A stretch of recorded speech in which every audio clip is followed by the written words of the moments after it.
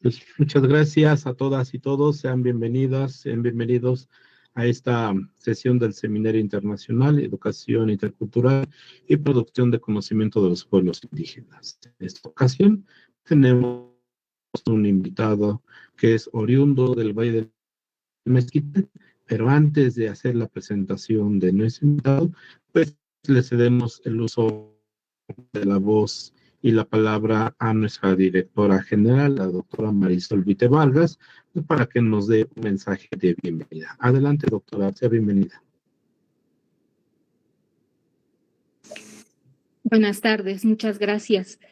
Pues bienvenidas, bienvenidos todos a este seminario internacional, un espacio en el que confluyen el pensamiento y la acción. Cada sesión, los invitados, los ponentes, sin duda abordan temáticas de interés para nosotros, los que nos damos cita en el espacio, pero también para el conjunto de la comunidad de esta Universidad Pedagógica Nacional, Unidad 131 Hidalgo.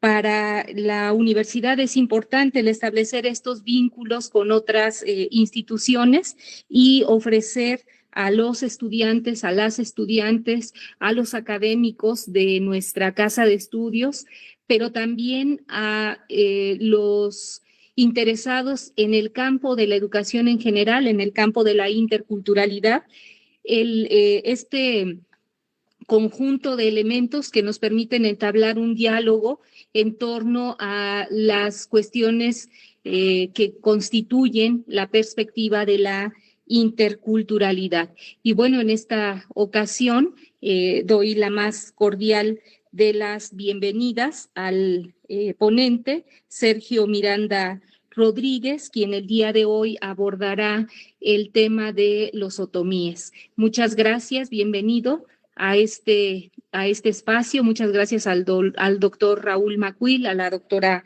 Dalia, por abrir este seminario y por darnos la oportunidad de escuchar la perspectiva, la experiencia de quienes están produciendo conocimiento en el ámbito de la interculturalidad. Muchas gracias, bienvenidas, bienvenidos. Pues muchas gracias, doctora Marisol Vite Vargas, quien es nuestra directora general de la Universidad Pedagógica Nacional, Unidad 131 en Hidalgo, y pues le agradecemos las palabras de bienvenida. Ahora sí, vamos a presentar a nuestro ponente. Nuestro ponente se llama Sergio Miranda, el maestro Sergio Miranda, pues es promotor cultural y productor de programas de radio. Además, cuenta con estudios de psicología educacional. Radica en la ciudad de El Tere, siempre comprometido de nuestra colectividad en el lugar. Desde el pasado noviembre de 2014 y hasta la fecha, conduce y produce el programa de radio cultural titulado Raboquia, un espacio para la identidad. Además, es realizador de la serie de cápsulas bilingües para radio llamadas Ani, me disculpo por la pronunciación, ya maestro me correcta. Es productor de la serie de audiocuentos en llamada Latidos. También es productor del programa de radio Nuevas Voces, Nuevas Rolas, donde se exponen a los grupos más diferentes pueblos originarios de nuestro país. Todos estos materiales son transmitidos a través de la emisora XECARH, La Voz del Pueblo Ñañú, perteneciente al sistema de radios culturales indigenistas del Instituto Nacional de Pueblos Indígenas. En el 2017, con el apoyo del PACMIC, publica el trabajo editorial titulado La Relatoría de los Gobernadores Otomíes de El Cabonal, Tlacintla e Iztapalapa en el siglo XVIII, Códice Tepetlacintla, en coautoría con la etnohistoriadora Leticia López Cruz. En ese mismo año, con el apoyo de la Comisión para el Desarrollo de los Pueblos Indígenas, realiza los trabajos de recuperación de historia oral de su comunidad. Como resultado, publica el acervo sonoro en idioma otomí o ñañú, titulado Recuperando la voz y la historia del pueblo en la comunidad de El Tepe Izmiquil. En el 2018, con otros seguidores, participa en la publicación del libro Tlahueltepa Hidalgo, entre montañas y barrancas, refugio de chichimecas y liberales.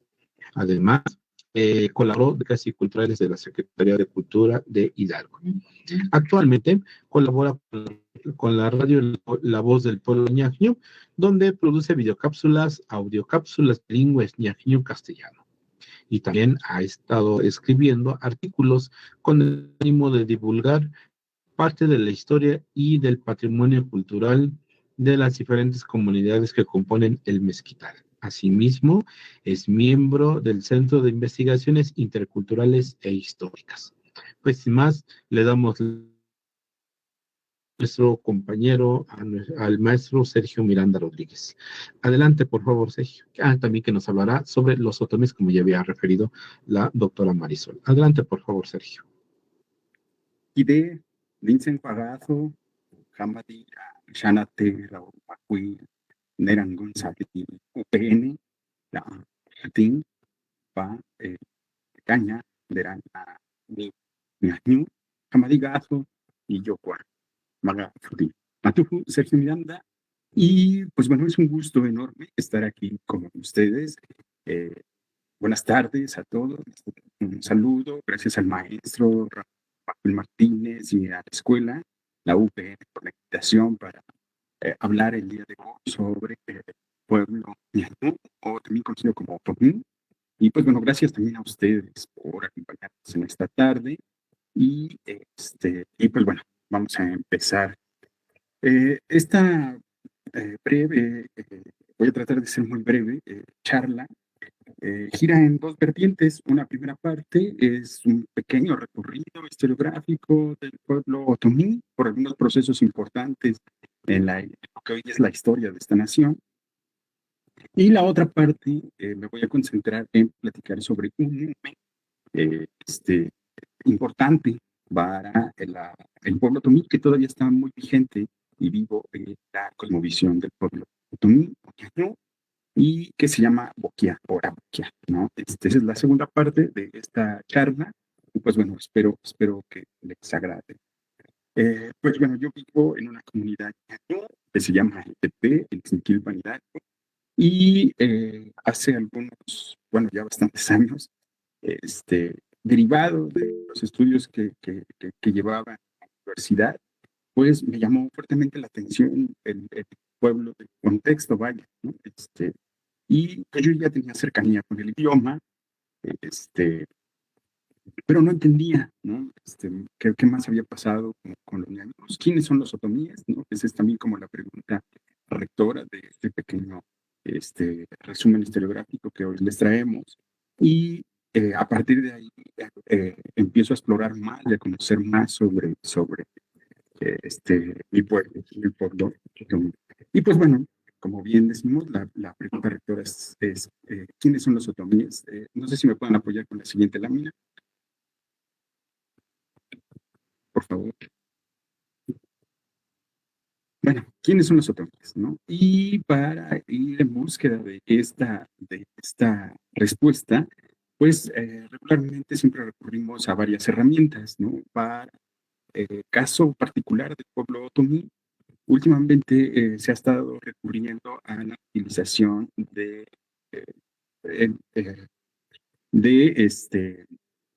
la lingüística, ¿no? Esta herramienta, pues bien, si no nos da un número preciso sobre esta situación del génesis del pueblo otomí, sí nos da una aproximación del posible surgimiento ya del idioma y también del pueblo, por decirlo así, ¿no? Y pues se ha recurrido a una herramienta dentro de la lingüística que se llama glotocronología. Esta disciplina, pues bueno, hace estadística lingüística y bueno, a partir de ahí se puede ir como recorriendo el tiempo para obtener como un punto de acercamiento del posible génesis de este idioma y por ende del proceso social, económico, político del grupo en cuestión, ¿no? Y el que empezó a trabajar principalmente el grupo Otomangue, que es, bueno, un tronco lingüístico importante, es de los más grandes del país, pues fue Shoedish, ¿no? Y pues bueno, él plantea, gracias a sus estudios, nos acerca alrededor de 64, 66 siglos, precisa que surge una lengua primigenia, la cual han nombrado como proto-otomano. Ya no se sabe cómo se hablaba esto, ni cómo sonaba, ¿no? Ni grafías, ni nada por el estilo, ¿no? Obviamente. Bueno, este grupo humano que usaba este idioma habitaba en lo que hoy conocemos como la zona montañosa de Tehuantepec. Esta población aún era, pues bueno, de hábitos cazadores, recolectores, practicaban una economía agrícola pues muy incipiente, vaya, paupérrima, por decirlo así. Y estos prototomangues, después de estar ahí bastante tiempo, alrededor del año 4400, perdón, antes de nuestra era, este grupo migra y se establece en lo que hoy ubicamos como el Valle de Tehuacán. Este lugar es sumamente importante porque, bueno, ahí también se han encontrado bastantes eh, evidencia arqueológica sobre hechos importantes en cuanto a la cuestión de agricultura y también la industrialización, por decirlo así, del maguey, ¿no? Y bueno, en este punto histórico se da inicio el tronco lingüístico otomangue, uno de los más grandes del continente, compuesto por las familias lingüísticas eh, manguiano. Si le pueden dar a la siguiente lámina, por favor. Bueno, este idioma manguiano, tenía inicialmente dos idiomas, el chapaneco y el mangue. Ambos ya no existen, pero la evidencia lingüística nos dice que el mangue se habló hasta Nicaragua. También en este mismo tronco encontramos la rama lingüística del amuzgo o ñomta, la rama del mixteco con sus propios idiomas, como el tunzabi, el ibacú, el ñac, una, y entre otros, ¿no? Y bueno, así también, como aquí podemos ver, podemos encontrar pues otros idiomas como el popoloca istenco, bueno, otras familias lingüísticas como el popoloca istenco, la subtiaba tlapaneco, la chatino zapoteca, con sus respectivos idiomas y también en este mismo tronco, para caso particular, encontramos la familia lingüística otopa, la cual pues está compuesta por otros idiomas más, ¿no? Eh, los estudios de otro lingüista importante como Nicholas Hopkins nos arroja que muy probablemente esta familia, la Otopame, se formó alrededor del, bueno, se diferencia de estas otras más alrededor del 3500 antes de nuestra era. No sé si podemos cambiar la lámina, por favor, la siguiente. Y bueno, la lingüística, aparte de esto, también nos acerca a, no solamente la historia de los idiomas, sino a los procesos sociales, políticos que tienen los idiomas, ¿no? Por favor, si me apoyan con la siguiente lámina, por favor. Gracias. Y pues bueno, aquí podemos ver, ¿no? Esto es más o menos un plano, un mapa de lo que plantea Hopkins, lo que plantea también el doctor Wright y la doctora Lastra. Si bien, como les decía, se ocupa la grafología como cualquier otro instrumento para datar algunas cuestiones, es un tanto imprecisa, ¿no? No da datos al 100%, pero bueno, estudiosos como los que acabo de mencionar, la doctora Lastra, el doctor Wright, doctor Hopkins, pues bueno, le dan un posible error, un margen de error del 25%, ¿no? a estas fechas, y bueno, esto es lo que nos arroja, ¿no? Los tres coinciden que alrededor de 3500 antes de nuestra era, esta familia lingüística, Otopame, como hoy la conocemos, se empieza a diferenciar de las demás, ¿no? Bueno, Hopkins sugiere que la distribución geográfica histórica de los hablantes de las lenguas otomangues coincide con las de los pueblos mesoamericanos que iniciaron la domesticación de la planta comestible como el maíz, ¿no? En este lugar que hoy conocemos como Tehuacán, ¿no? Que es donde se ha encontrado esta evidencia, ¿no? Donde se da la domesticación del maíz. Y bueno, esta planta que tiene una poderosa para todos los pueblos originarios, ¿no? Y sobre todo para los pueblos que convivían en lo que después conocimos como esta área cultural como Mesoamérica.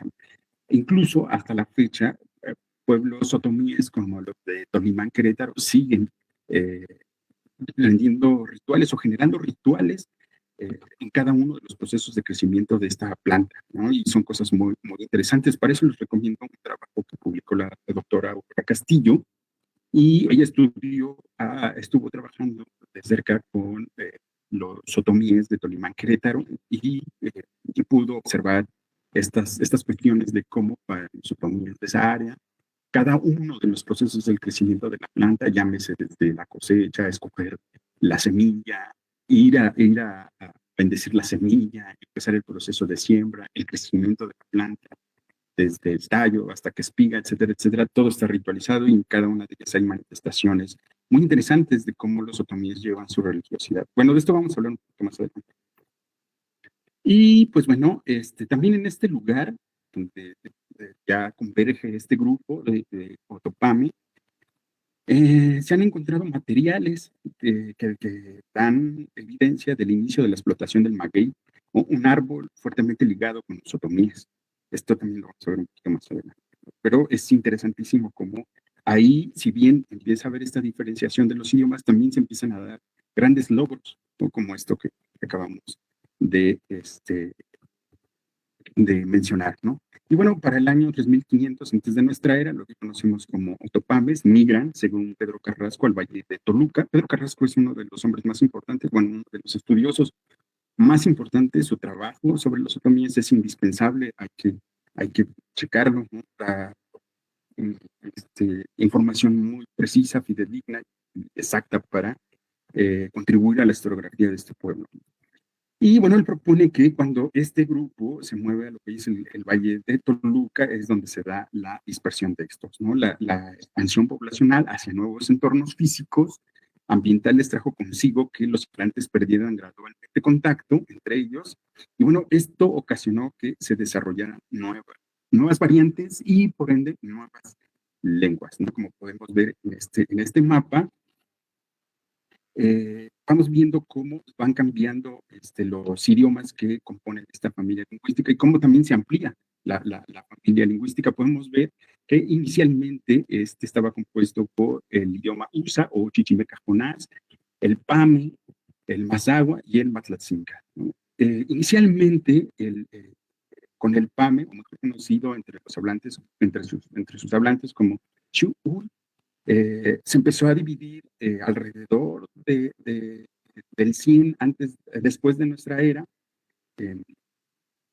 en dos, lo que conocemos como Pames del Norte y Pames del Sur. Lastimosamente para la variante del Pame sureño ya no hay hablantes, pero bueno, sabemos que se habló principalmente en Jiliapan, Hidalgo, y bueno, también en lo que hoy es Pacula, La Misión, y esto también se sabe por los topónimos que hay.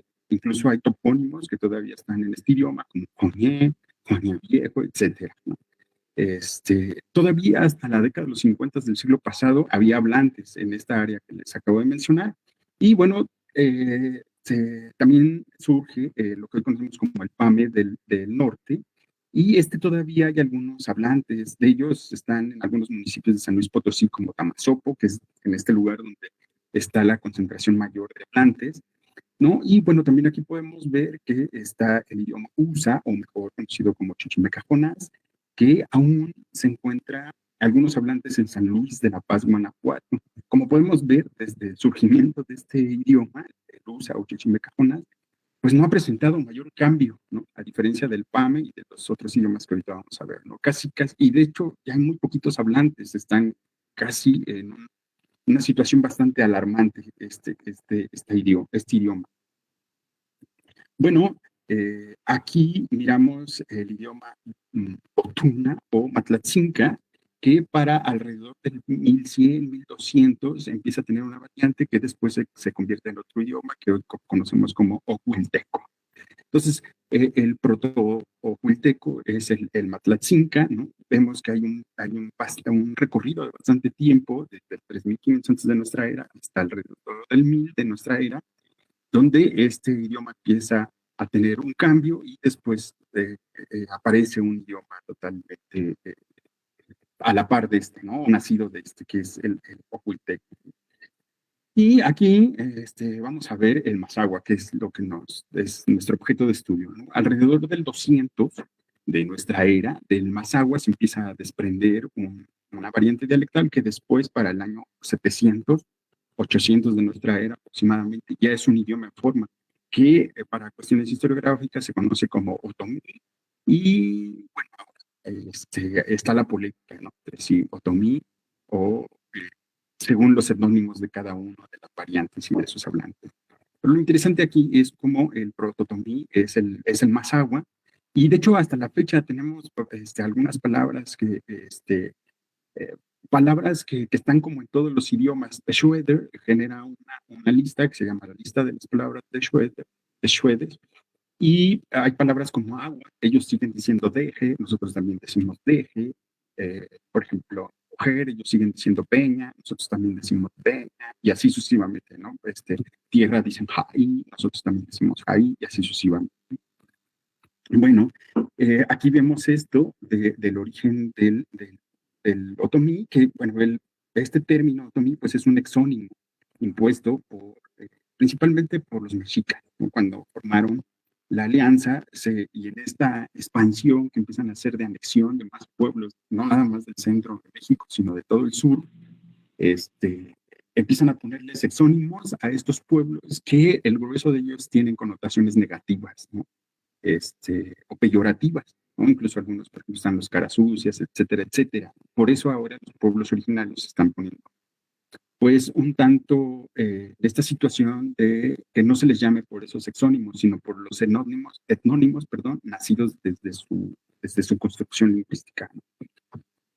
Y como les decía, está la polémica, pero para cuestiones historiográficas se sigue ocupando otomí, porque en las fuentes documentales es difícil de repente encontrar ñañú o ñu, pero sí encontramos, por ejemplo, yuju. Ahorita lo vamos a ver, ¿no? Eso es bien interesante. Y bueno, hay un sector que dice que todas las variantes se les debe de poner ñañú, ¿no? Pero bueno, también está la otra parte de cada uno de, de los hablantes en su variante, quieren poner, se hacen llamar en su propio etnónimo, ¿no? Y por eso podemos encontrar ñazos, ñaño, ñoño, yumu, yuju, ñuju, ñañú, ñuju, etcétera. Y pues eh, eh, esta situación de la cuestión de las variantes dialectales no solamente responden a cuestiones de tecnicismo, sino también responden a cuestiones de una función social, ¿no? O sea, yo digo así porque soy de aquí y porque me reconozco con este grupo, me reconozco y soy parte de este colectivo, responde como esas cosas. Por ejemplo, aquí llegamos a escuchar que la gente dice, Dakirasime, ¿no? O sea, regálame un taco, dame un taco. Yo digo así porque soy de Mezquital. Muy posiblemente algún hablante de, de Otomí, de Puebla, Tlaxcala, va a decir diferente, ¿no? Pero él dice así porque es de allí o del Estado de México. No sé si me puedan apoyar cambiando la lámina, por favor. Gracias. Bueno, aquí este mapa, pues bueno, nos acerca a la distribución actual de los hablantes, ¿no? En sus diferentes variantes dialectales. Podemos ver que, bueno, hay presencia de otomíes en Guanajuato, Veracruz, Puebla, Michoacán, Tlaxcala, Querétaro, Hidalgo y Estado de México. Los estados donde hay más hablantes de esta lengua, pues bueno, obviamente el Estado de Hidalgo, aunque no son la mayoría, ¿no? Ahorita vamos a ver otro mapa que nos arroja otros datos, Querétaro y Estado de México, ¿no? En Hidalgo encontramos estas variantes de yuju o ñañu para el mezquital, yuju para la sierra. En Querétaro encontramos dos variantes, que es ñoño y ñañu.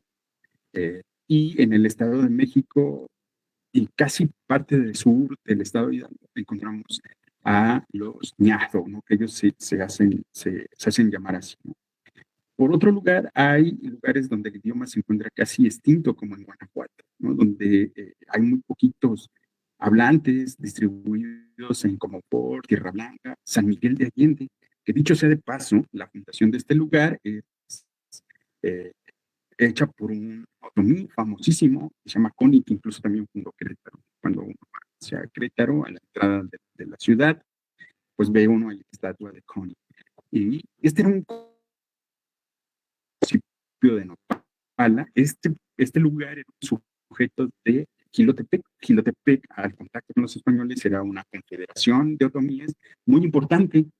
De hecho, Motolinia dice que era el riñón de los otomíes, ¿no? Por estar en la población.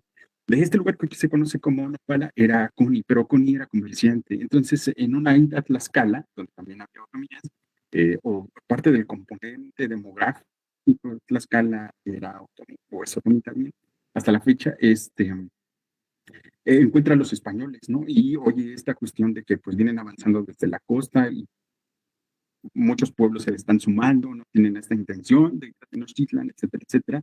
El alarmado regresa, recoge, dice que a 30 de su parentela, que es la crónica o la relación geográfica de Querétaro, 30 de sus parentelas, y se van hacia la tierra de los chichimecas, ¿no? Y anduvo ahí, lo que hoy conocemos como San Miguel de Allende, pensando que no iba a llegar la inercia de la invasión europea, ¿no? Y pues bueno, así a grandes rasgos esta situación. Para el caso de Michoacán, pues bueno, hay noticias de migraciones que se dieron antes de la llegada de los españoles, ¿no? Para eso les recomiendo la relación geográfica de Taimeo, la relación geográfica de Acámbaro. Ahora pueden googlear y pueden poner relaciones geográficas del siglo XVI, o unas ediciones que sacaron en la década de los 80 del siglo pasado, René Acuña, ¿no? Y ahí podemos encontrar pues todas estas relaciones geográficas.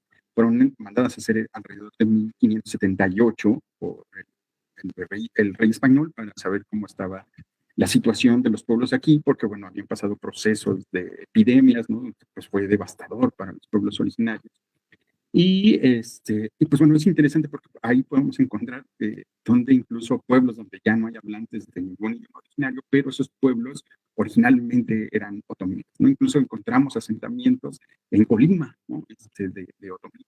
Y ahí dicen lugares sagrados con palabras en otomí, ¿no? Es muy interesante toda esta literatura. Bueno, ahí está esa recomendación. No sé si me pueden ayudar con la siguiente diapositiva, por favor.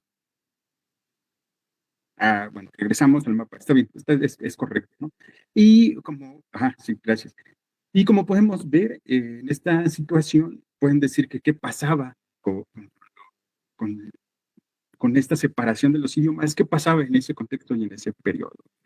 Y pues bueno, justo casi antes de que se empiece a separar el Mazahua, alrededor de entre el 600 y el 200 antes de nuestra era, aparece una sociedad que conocemos hoy como Cuicuilco, ¿no? Y pues bueno, en este periodo alcanzaba su máximo esplendor. Es interesante lo que se ha sabido de este lugar, ¿no? Gracias a los trabajos del célebre arqueólogo Manuel Camio. Después de realizar trabajos de arqueología en este lugar, llegó a la conclusión de que los habitantes de Cuicuilco eran de filiación Otopame. Ojo, Otopame, no otomíes. Ahorita vamos a ver eso. Otopame. Esto por una comparativa que realizó entre la cerámica encontrada en ese lugar, ¿no? Principalmente en el Pedregal, allá en San Ángel, al sur de la Ciudad de México. Los motivos de la cerámica guardan mucha paridad con la iconografía de los bordados, realizados por los otomíes del Mezquital, ¿no? Y también encontró instrumentos con los que se hacían textiles muy similares a los que hasta todavía a mitad del siglo pasado, que era muy común ver en las casas de los otomíes, principalmente de las mujeres, haciendo telar de cintura. Entonces estos instrumentos también no se encuentran ahí. Por eso él llega a esa conclusión de que los habitantes eran de filiación Otopame. Ojo, Otopame, no estoy diciendo otomí, ¿ok? Por este motivo de que todavía no hay una diferenciación, una separación del Mazahua del otomí en ese periodo de Cuicuilco. Y después de que el Xitle hace explosión, obviamente la ciudad quedó colapsada, ¿no? Los sobrevivientes se mudaron a lo que hoy es Jilotepec, ¿no? Hay evidencia de eso. Bueno, ¿qué pasa después en este otro?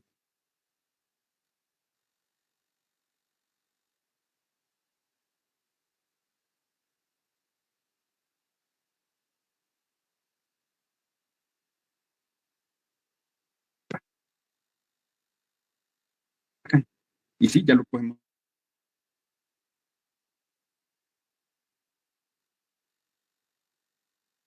Y lo que conocemos como los otomíes.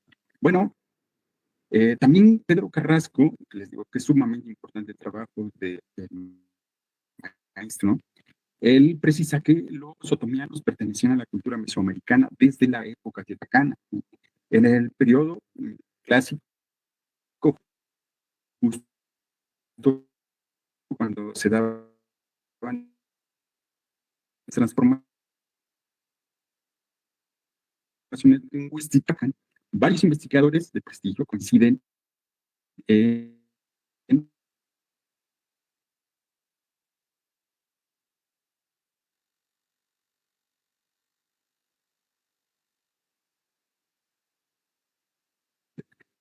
de la ciudad. La opinión de, creo que me desconecté, perdón. Sí, se te fue un poquito el audio. Ok, ¿en dónde me quedé? Estabas hablando desde que explotó el volcán Xitle. Te parece un poquito, regresaste, pero si quieres retomarlo desde ahí, por favor. Ok, bueno, ahí sí me escuchan bien. Sí. Ok, bueno, cuando explota el volcán del Xitle, pues la erupción de este volcán hace pues afectaciones severas a la ciudad y los sobrevivientes pues se mudan a lo que hoy conocemos como Jilotepec, ¿no? Eso es lo que pasó en Huehuilco y bueno, está ahí ahora la evidencia hasta arqueológica de la participación de los otopames en Huehuilco. Ojo, digo otopames, no otomíes, como pueden ver en el mapa, pues todavía para este periodo de esplendor y colapso de Huehuilco no hay una diferenciación del otomí del Mazahua, ¿no? Todavía no se empieza a separar.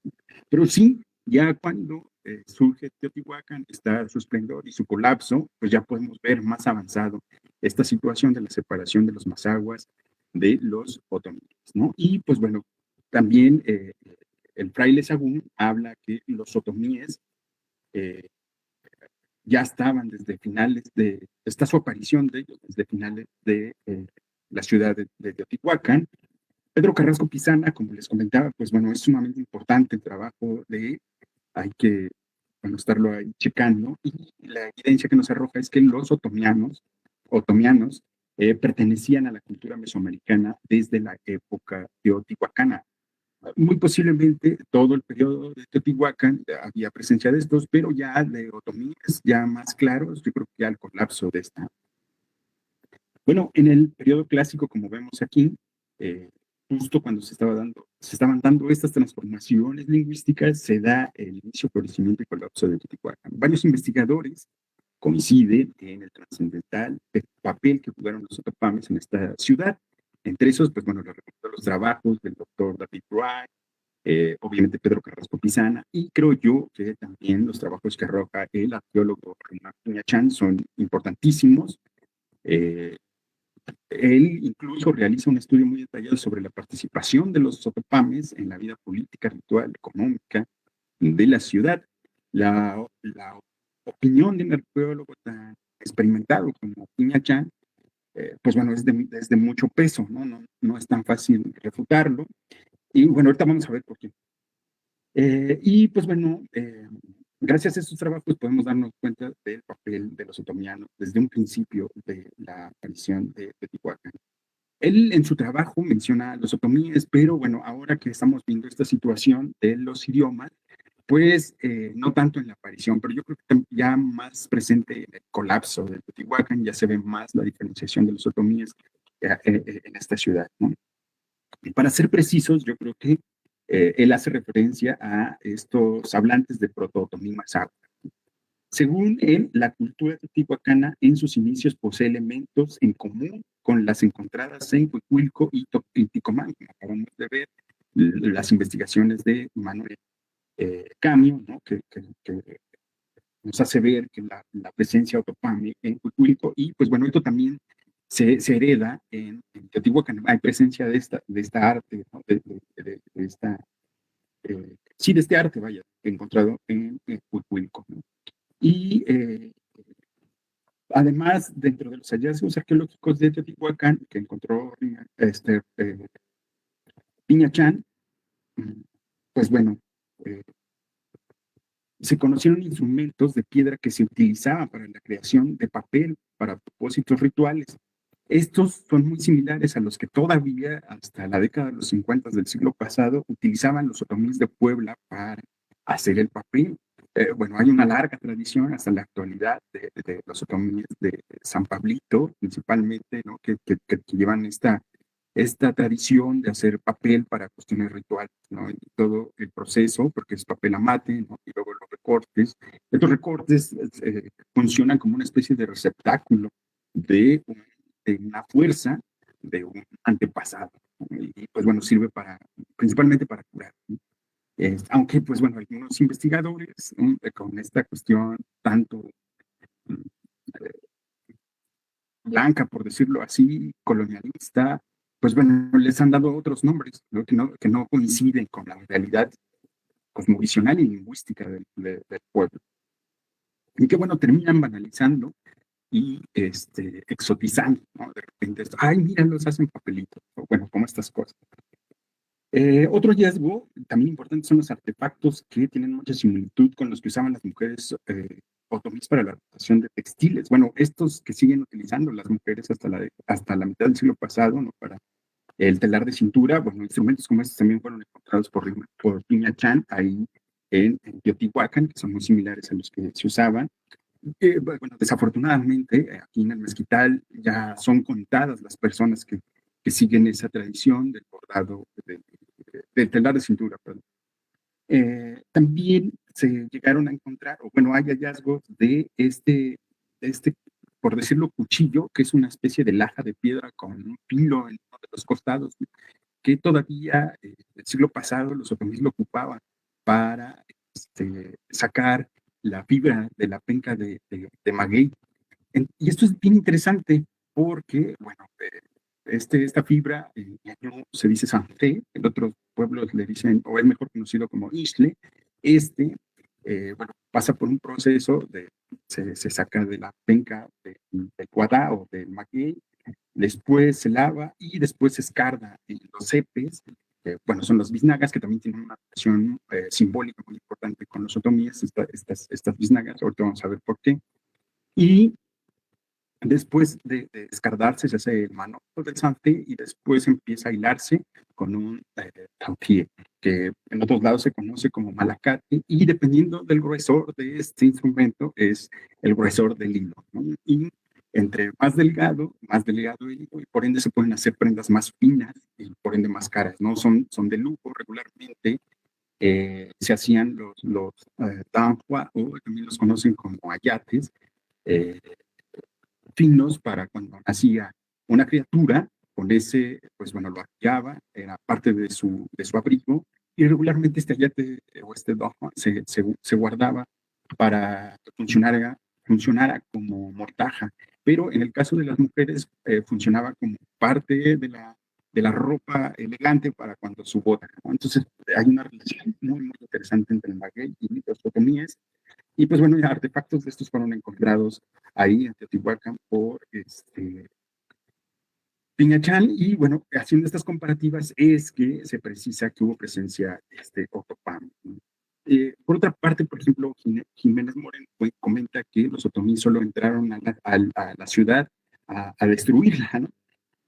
Pero bueno, hay allí algunas cosas que hay que analizarle del trabajo de Jiménez Moreno, ¿no? Por ejemplo, él dice que los nonuacas y los totonacos eran de habla náhuatl, pero bueno, ahora vemos a la distancia que estos no pertenecen a estos troncos lingüísticos, ¿no?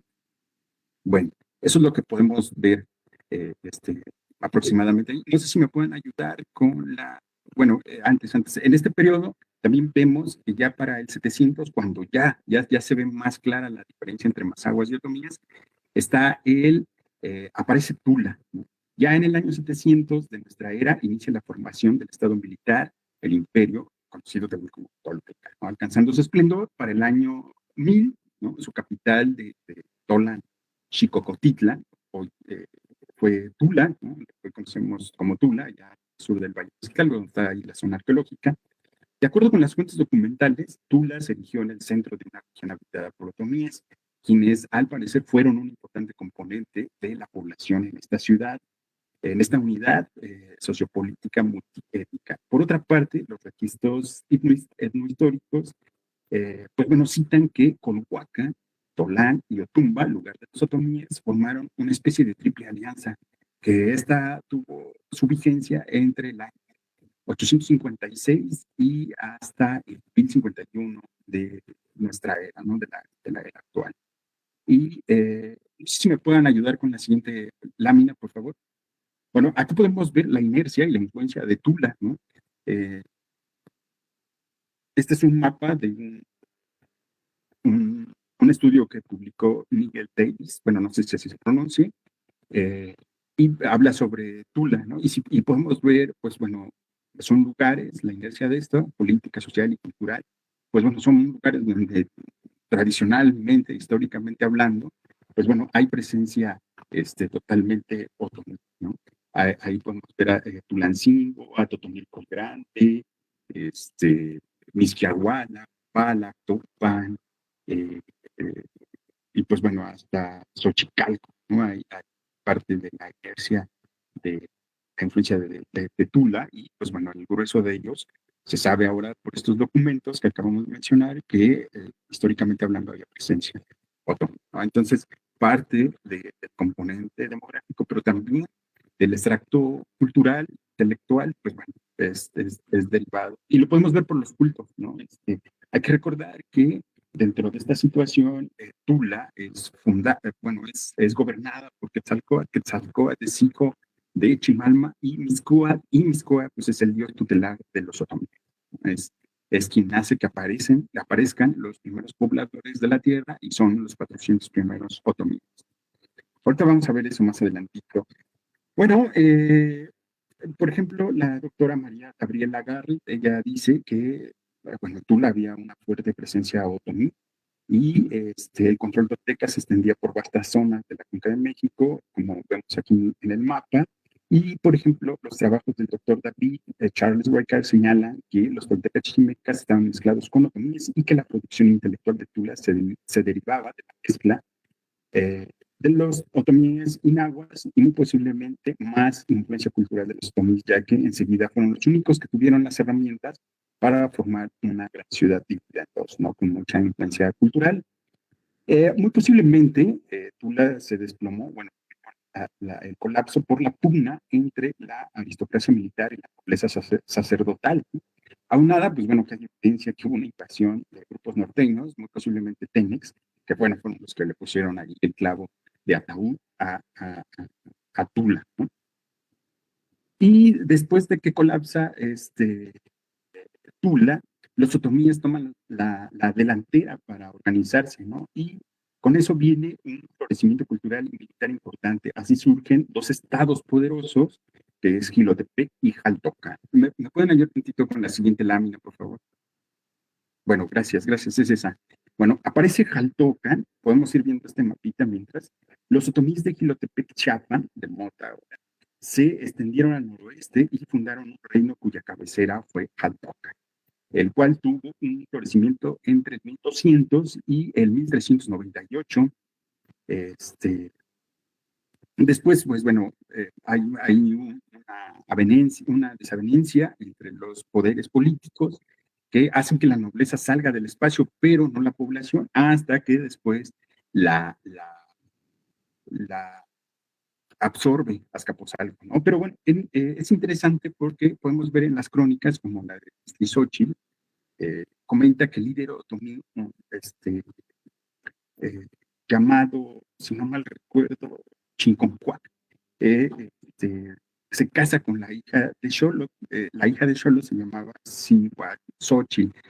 Hay que recordar que a veces, para no llegar al choque bélico, a la cuestión militar, se prefería llegar por la situación de los alianzas matrimoniales, ¿no? Cuando se veía que la contraparte era difícil vencerla, entonces se recurría a este recurso de la alianza matrimonial, ¿no? Eh, y bueno, eh, el señor de Jaltocan es casado, se casa con la hija de Chingoncuac, pues obviamente de ese matrimonio surge familia. Uno de los hijos de este matrimonio le asignan para gobernar Mestitlán, ¿no? Posteriormente, Jaltocan fue absorbida por el señorío tepaneca de Azcapotzalco, en alianza con Texcoco, que para esto les recomiendo leer un documento que se llama La Historia Tunmexique, y habla de la fundación de la de Texcoco, ¿no? Y la influencia y también la inercia, la presencia otomí en Texcoco. Bueno, después de que Tezosomo destruyó totalmente Caltocan, muchos otomíes, pues bueno, se fueron a exiliar a Mezquitlán, Tutotepec y Tlaxcala, hasta donde llegaba pues la inercia y la influencia de Jaltocan, ¿no? Como podemos ver en el mapa, ahí el círculo queda fuera la provincia de Quilotepec, que estaba expandiendo también hacia el otro punto, hacia el otro extremo, su influencia política, social y cultural, pero en esta inercia Jaltocan, pues bueno, tiene presencia en Tulancingo, Tutepec, había nobleza ya previo a la invasión de Azcapotzalco, en Bezitlán, y pues bueno, podemos ver que hasta casi en San Luis Potosí había jaltocamecas, que son otomíes. Para esto les recomiendo un libro que se llama Los Anales de Cuautitlán, y ahí viene, pues bueno, toda la vida política y social de Jaltocan. Bueno, también esto es interesante, ¿no? Cómo entran los tepanecas, absorben todos los sujetos que tenía Jaltocan, se suman a su nueva alianza, eh, este, pues obviamente encabezada por Tezosomo, pero fíjense que ahora, gracias a los estudios de la doctora María Castañeda de La Paz y Carlos Santamaría, pues bueno, ahora entendemos que eh, la composición demográfica de los tepanecas era gente proveniente del Valle de Toluca. Entonces, el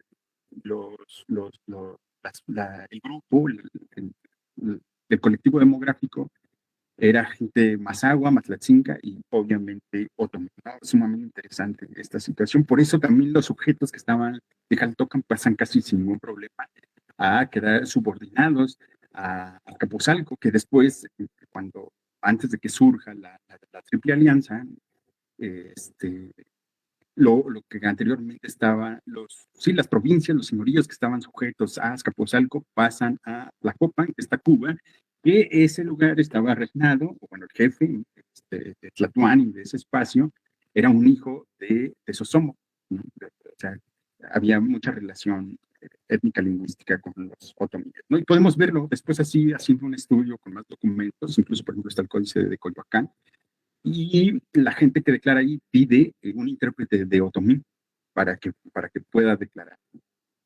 Bueno, así las cosas a grandes rasgos. Después del colapso de Azcapotzalco, cuando se unen los de Tenochtitlan, los texcocanos principalmente, y bueno, estos piden, los de Texcoco piden, encabezados por Nezahualcóyotl, pues piden apoyo a más pueblos, ¿no? Huetzotzingas, incluso pueblos cerca de Tlaxcala.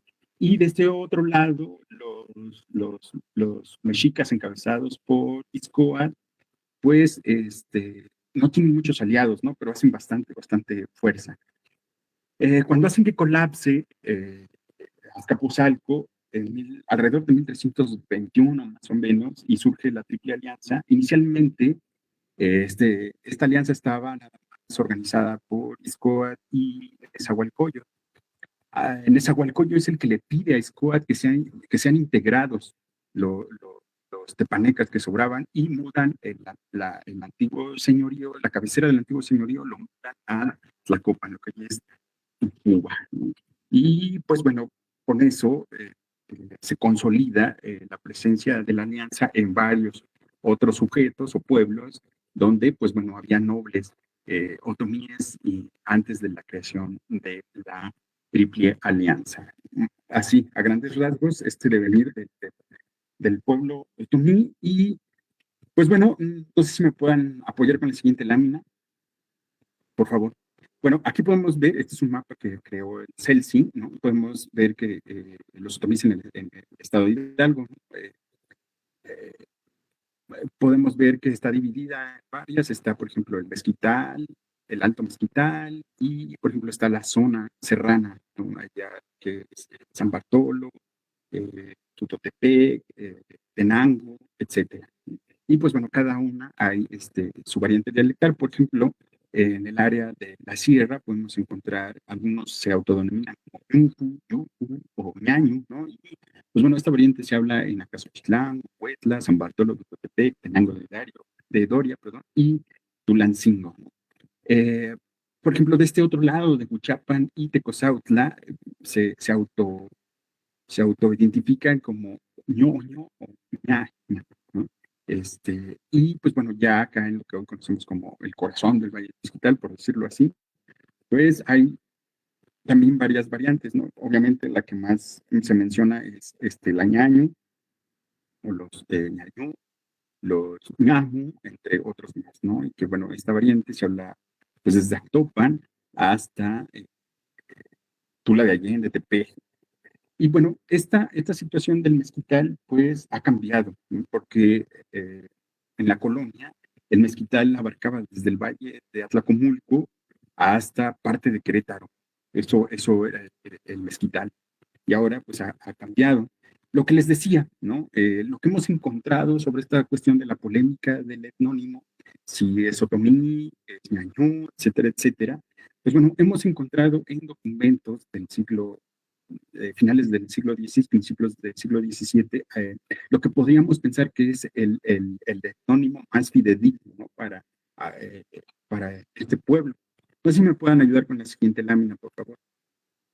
Bueno, la variante de los Yucu, también conocida como otomí de la Sierra o otomí del Oriente, corresponde al grupo oriental de variantes de la lengua otomí. Ahí realizó un trabajo la doctora Lastra y sobre todo una gramática que es muy importante que realizó la doctora Teresa Chapo. Y pues bueno, derivado de este estudio, consideran que las variantes orientales son las más conservadoras, es decir, mantienen más rasgos del otomí antiguo o otomí clásico como hoy lo conocemos y nos damos cuenta, porque como hablan, bueno, ahora con esta gramática, haciendo una comparativa con documentos creados a principios del siglo XVII, como por ejemplo el Códice de Huichapan, el diccionario anónimo, ¿no? Eh, que está en la Biblioteca Nacional de México hace poco más de un año.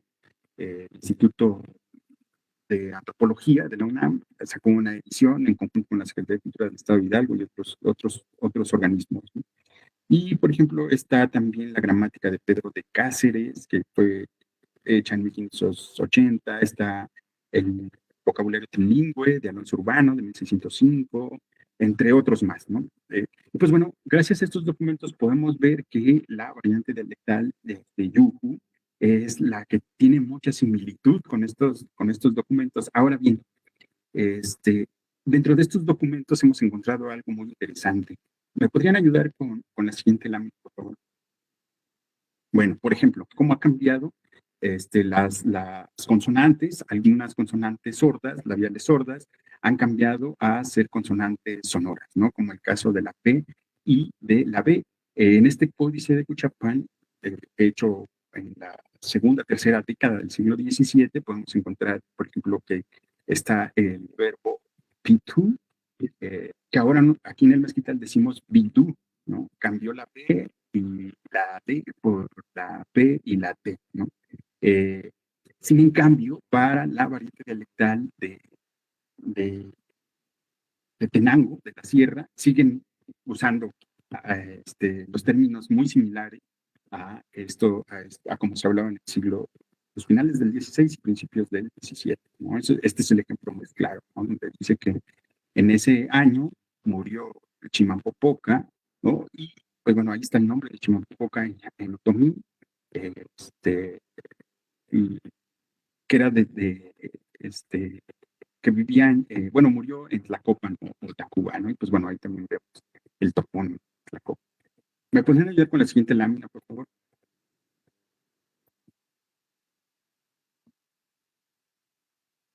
¿Podríamos cambiar la lámina, por favor? Gracias, gracias, gracias.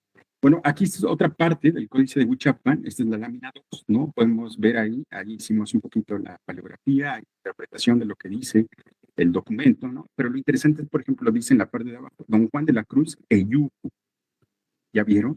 Y acá en el documento hasta se los subrayé con una línea negra, ¿no? Dice Eyucu, que es el etnónimo, está diciendo ahí el otomí o el otomita. Tlatole, ¿no? El que habla, otomí, pero no es que lo hable, sino que es el líder, vaya, es como un tlatoani, otomí. Y podemos ver que ese es el etnónimo que siguen usando los otomíes de la Sierra Loyu. Podemos continuar con la siguiente lámina, por favor. Bueno, ahí podemos ver más, ¿no? Por ejemplo, aquí podemos ver la palabra que les puse en rojo, o la yu, que ya es lo que hoy mencionamos como ña, que es hablar. Oga es de señor o de cabeza, o bueno, sí, de líder, vaya, de cabeza, de gente. El que habla, de yuhu o otomí, pero que es un gran señor, ¿vale? Entonces, acá abajo también podemos ver la interpretación, y bueno, cómo se podría traducir el otomítlato, ¿no? Aquí que el doctor Macuil habla náhuatl, yo creo que después nos puede ir orientando más sobre este término.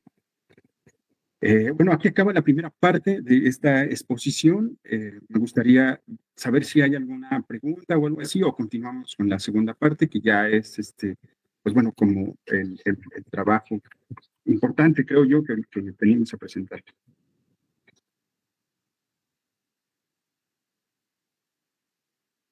No sé si alguien tiene alguna duda, alguna pregunta. Si no, continuamos, Sergio, y así como que te quedarían como 20 minutos para dar pie a la preguntas, dudas, comentarios de esta siguiente parte. Bueno, entonces me apuro. Adelante, de hecho, por es favor. un poquito más, pero me Sí. apuro. Vale. Entonces, la siguiente lámina, por favor. Bueno, la boquia es es una serpiente negra que vive hasta actualmente en la cosmovisión, en la construcción intelectual del pueblo otomí. Esta pintura está en una comunidad que se llama Banzá, de Cozautla. Se le calcula poco más de 2000 años la pintura, pero podemos ver que es una serpiente similar a Teotihuacán, ¿no? Esto, hay algunos estudios que teorizan sobre la posibilidad de que los otopamis, que después salieron del colapso de Teotihuacán, que se vinieron a sentar a estas áreas, traían como número importante la serpiente, ¿no? Aquí la podemos ver. La siguiente lámina, por favor. Bueno, es un ser férico, ¿no? Vamos rápido con esto, me voy a permitir esbozarles algunas de las características. El término, pues no es propio, digamos, de la cultura mesoamericana, es un término muy reciente, ¿no? Pero algunas de las características que tienen estos seres en común es que regularmente ellos viven o tienen su origen en planos o mundos primigenios, tienen características como la de tener su propia personalidad, pues en su propia alma, regularmente brota o reside en sus portentos, su poder, su morada pueden ser cualquier entorno, cualquier nicho ecológico como los cerros, montes, lagos, barrancas, ríos, bueno, estos nichos ecológicos, ¿no? Su apariencia es variada, pueden poseer aspectos zoomorfos, fitomorfos, antamorfos, o bien la mezcla de todos estos, ¿no? Por su propia naturaleza, estos seres pueden comunicarse sin ningún problema con otras especies, ¿no? Bueno, para este tema, la siguiente lámina, por favor. Uno de los recursos que tenemos es la tradición oral, ¿no? La tradición oral es la mejor forma de acceder a esta información, la cual es el medio recurso más importante al cual recurren el grueso de los pueblos originarios para la construcción y fortalecimiento de su identidad colectiva, ¿no? La tradición oral es un canal que permite crear, recrear y heredar mitos, cuentos, cantos, oraciones, historias, leyendas, recetas, todas estas relacionadas con lo sagrado. Al ejercer la tradición oral, se permite a las generaciones inmediatas, sobre todo a las más jóvenes, acceder a todo este acervo cultural y lingüístico que posee el colectivo. Y pues bueno, de esta manera los miembros más jóvenes comenzarán a reproducir pues en lo sacro y en lo profano todo este acervo, ¿no? La cosmovisión y las creencias, que también esto permite a estos identificarse como parte de su grupo, ¿no? Además de que estos elementos les dan sentido a los modos de vida del colectivo, sentido de pertenencia, orgullo étnico y sobre todo cohesión social, ¿no? Para el pueblo ñañú, la tradición oral es uno de los elementos más importantes de su cultura.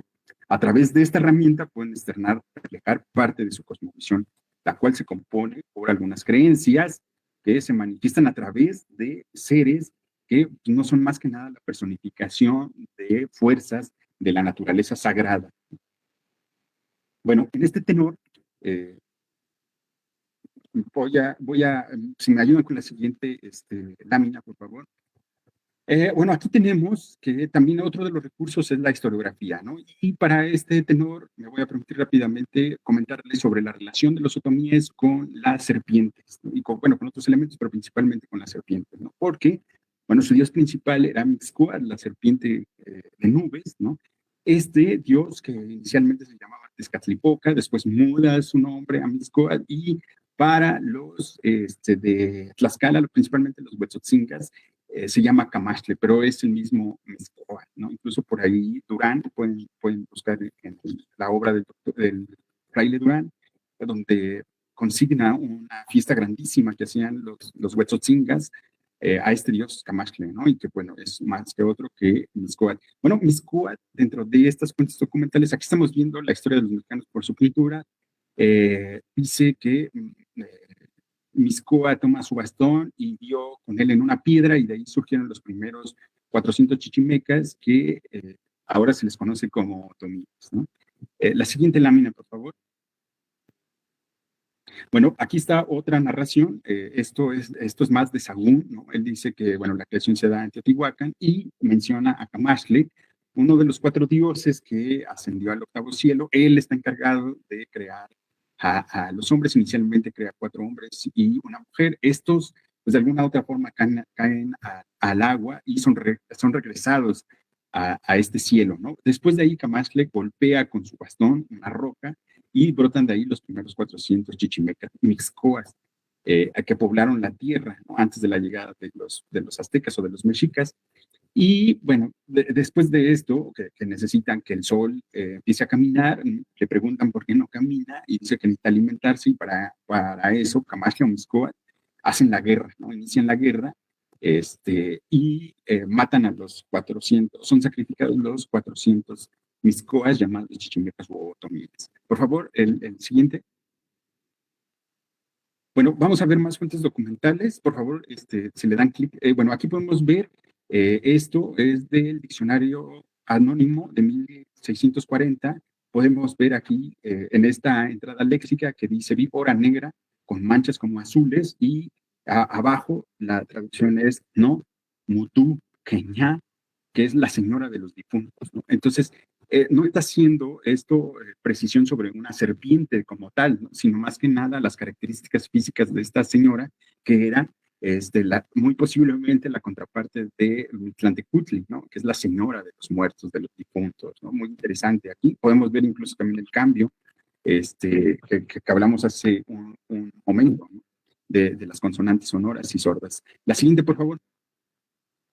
Bueno, aquí podemos ver el diccionario de Alonso Urbano de 1605, está la entrada léxica ídulo, ¿no? Están los términos en náhuatl y luego algunos términos en otomí que hacen alusivo, por ejemplo, que me gusta mucho, dice no, ni, ka, so, o sea, rostro labrado en piedra, ¿no? Es lo que significa eso. Pero después vemos ahí que dice adelante el dios de los otomíes, dice etasha, cañá, gui, ¿no? Y aquí podemos ver la etimología de Iztacmixcoatl o Mixcoatl en ñañú, ¿no? Y bueno, como está en la obra de Alonso Urbano, el término, lo que significa, y bueno, ahí viene toda la descomposición léxica, ¿no? Esto es en el ánimo. Y luego vemos, por ejemplo, en el Códice Huichapan que aparece Ekenui, que es la serpiente de nubes, que es Mixcoatl, ¿no? El dios principal de los otomíes, como acabamos de ver aquí, y en las demás fuentes, ¿no? Y pues bueno, aquí les hicimos una descomposición léxica de esto. Esto es en el ánimo de ver la relación que tienen los otomíes con las serpientes, que de hecho pues era su dios principal. Adelante, por favor. Bueno, ya estamos en el tema, ¿no? La boquía. Significa literal serpiente negra, la etimología es boín, negro, queñá, serpiente, pero para los otomíes es la serpiente sagrada de lluvias. Adelante, por favor. Boquia es un otomí que forma parte de la cosmovisión mesoamericana, que gira en torno a la creencia de una serpiente negra, celeste, cargada con agua de lluvias, cuyo primordial función de la Boquia es proveer y provocar excelentes lluvias en el ánimo de que la humanidad y todos los seres vivos de este mundo se beneficien de ella, principalmente para que se consigan obtener buenas cosechas. También se le relaciona con ser propiciatorio de los principios generadores de vida, en este caso con el agua como principio generador, ¿no? Eh, bueno, desde el México prehispánico, por ahí vemos en la lámina, ¿no? La Boquia ha sido una constante dentro del pensamiento religioso del pueblo otomí. Incluso Fray Bernardino de Sahagún la describe como una serpiente con hábitos acuáticos, menciona que es una serpiente monstruosa de agua, que es tan gruesa que apenas un hombre podría abrazarla, es muy larga, tiene la cabeza grande, en la parte superior de la cabeza porta un mechón de pelos, es muy negra, reluce de negra, tiene los ojos como brasas y mora en las cuevas, manantiales y cerros. La siguiente, por favor. Bueno, ahí podemos ver como la ilustración de Mixcoac. Entonces, bueno, esta imagen que acabamos de ver es de la primera lámina del Códice Iztlixóchitl. Me gustaría mucho que después lo pudieran revisar, porque incluso algunas de las veintenas están rubricadas en otomí, ¿no? Que coincide con el calendario que está en el Códice de Huichapa, ¿no? Bueno, podemos encontrar la imagen de lo que sería un ser ligado a cuestiones acuáticas. Este personaje tiene todo el cuerpo teñido de color negro. En su mano izquierda lleva una serpiente preponderantemente negra, ¿no? Y bueno, vemos a la serpiente como un elemento acuático y como pues la lleva ahí en su mano, ¿no? Otra referencia interesante de la serpiente con hábitos acuáticos y su relación con los otomíes. Sí, por favor, la siguiente es la que encontramos en los anales de Cuautitlán. Este documento es sumamente importante para entender parte de, por lo menos, de Jaltocan a la fecha de la historia del pueblo tomicueno. Y ahí está esta referencia, ¿no? Que allá en Apachopopan, donde estaba la guerra, muchas veces la diosa de los jaltocamecas, que eran los otomíes, les hablaba en forma humana, pues allá salía y se les apareció en medio de las aguas la nombrada Apachopo, que era una gran serpiente con rostro de mujer y sus cabellos eran largos como los cabellos de las mujeres. Esta daba instrucciones a los otomíes diciéndoles lo que habría de sucederles en la guerra, ¿no? Si tomarían cautivo o si morirían en ella o si serían cautivos, ¿no? Es interesante observar esta relación con la serpiente con connotaciones acuáticas que ya estaba presente en el devenir del pueblo otomí y como ahora, pues desde Teotihuacán, ¿no? Traen esta situación de la serpiente con manifestaciones acuáticas.